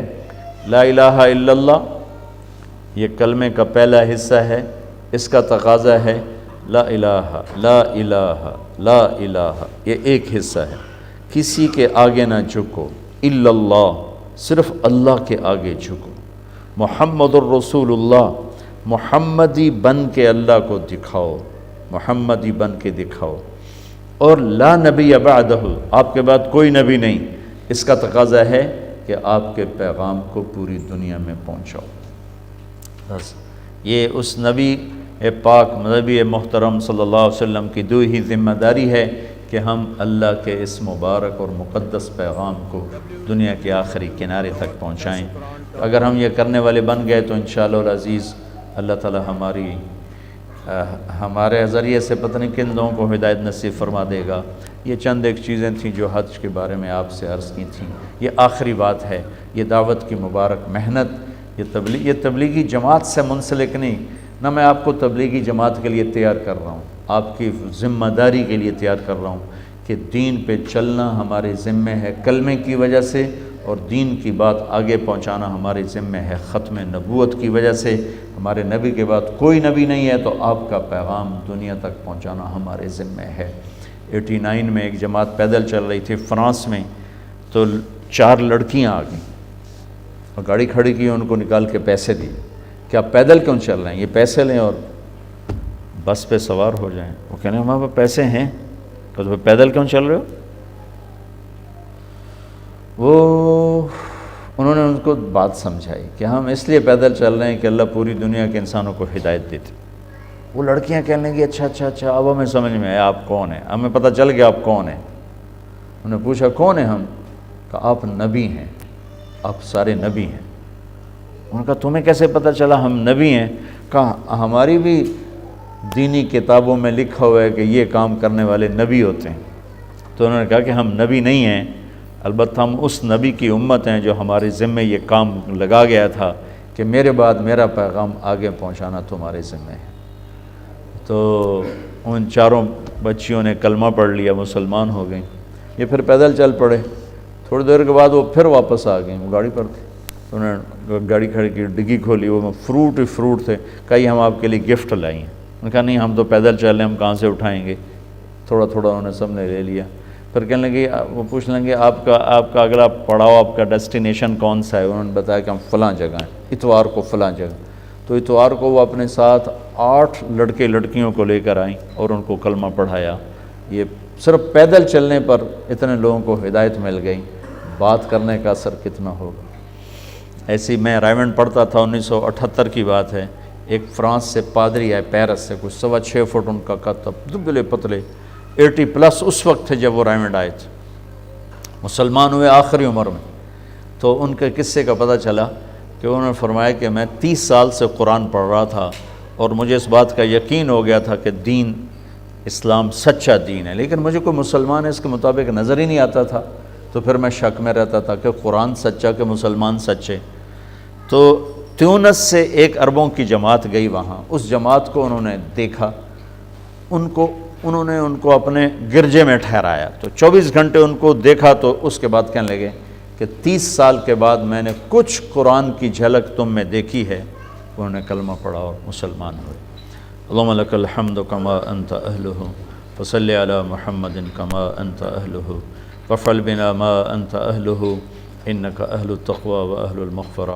ربنا آتنا فی الدنیا حسنہ وفی الآخرۃ حسنۃ وقنا عذاب النار۔ یا اللہ ہم تو تیرے حقیر ذلیل بندے ہیں، یا اللہ تو نے اپنے فضل سے بلاوا بھیجا، ہم تیرے شکر گزار ہیں، تیری مہربانی ہے۔ ہم تو میرے مولا اسے بلاتے ہیں جو ہمارے ساتھ اچھا سلوک کرتا ہے، ہمارے ساتھ بھلا کرتا ہے، ہم اسے اپنے گھر بلاتے ہیں۔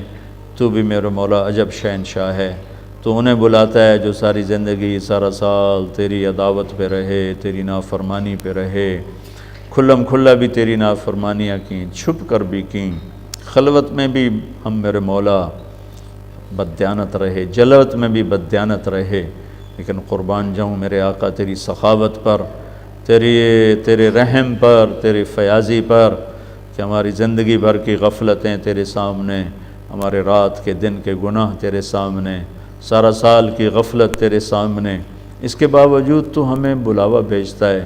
تیری عزت کی قسم، نہ ہم پیسے کے زور پہ جا رہے ہیں، نہ پاسپورٹ اور ویزے کے زور پہ جا رہے ہیں، نہ سعودی گورنمنٹ کے بلانے پر جا رہے ہیں، نہ پاکستانی گورنمنٹ کے بھیجنے پر جا رہے ہیں، تیری عزت و جلال کی قسم تیرے بلاوے پہ جا رہے ہیں میرے اللہ، اور ہم تیرا کیسے شکر ادا کریں، یا ہم تیری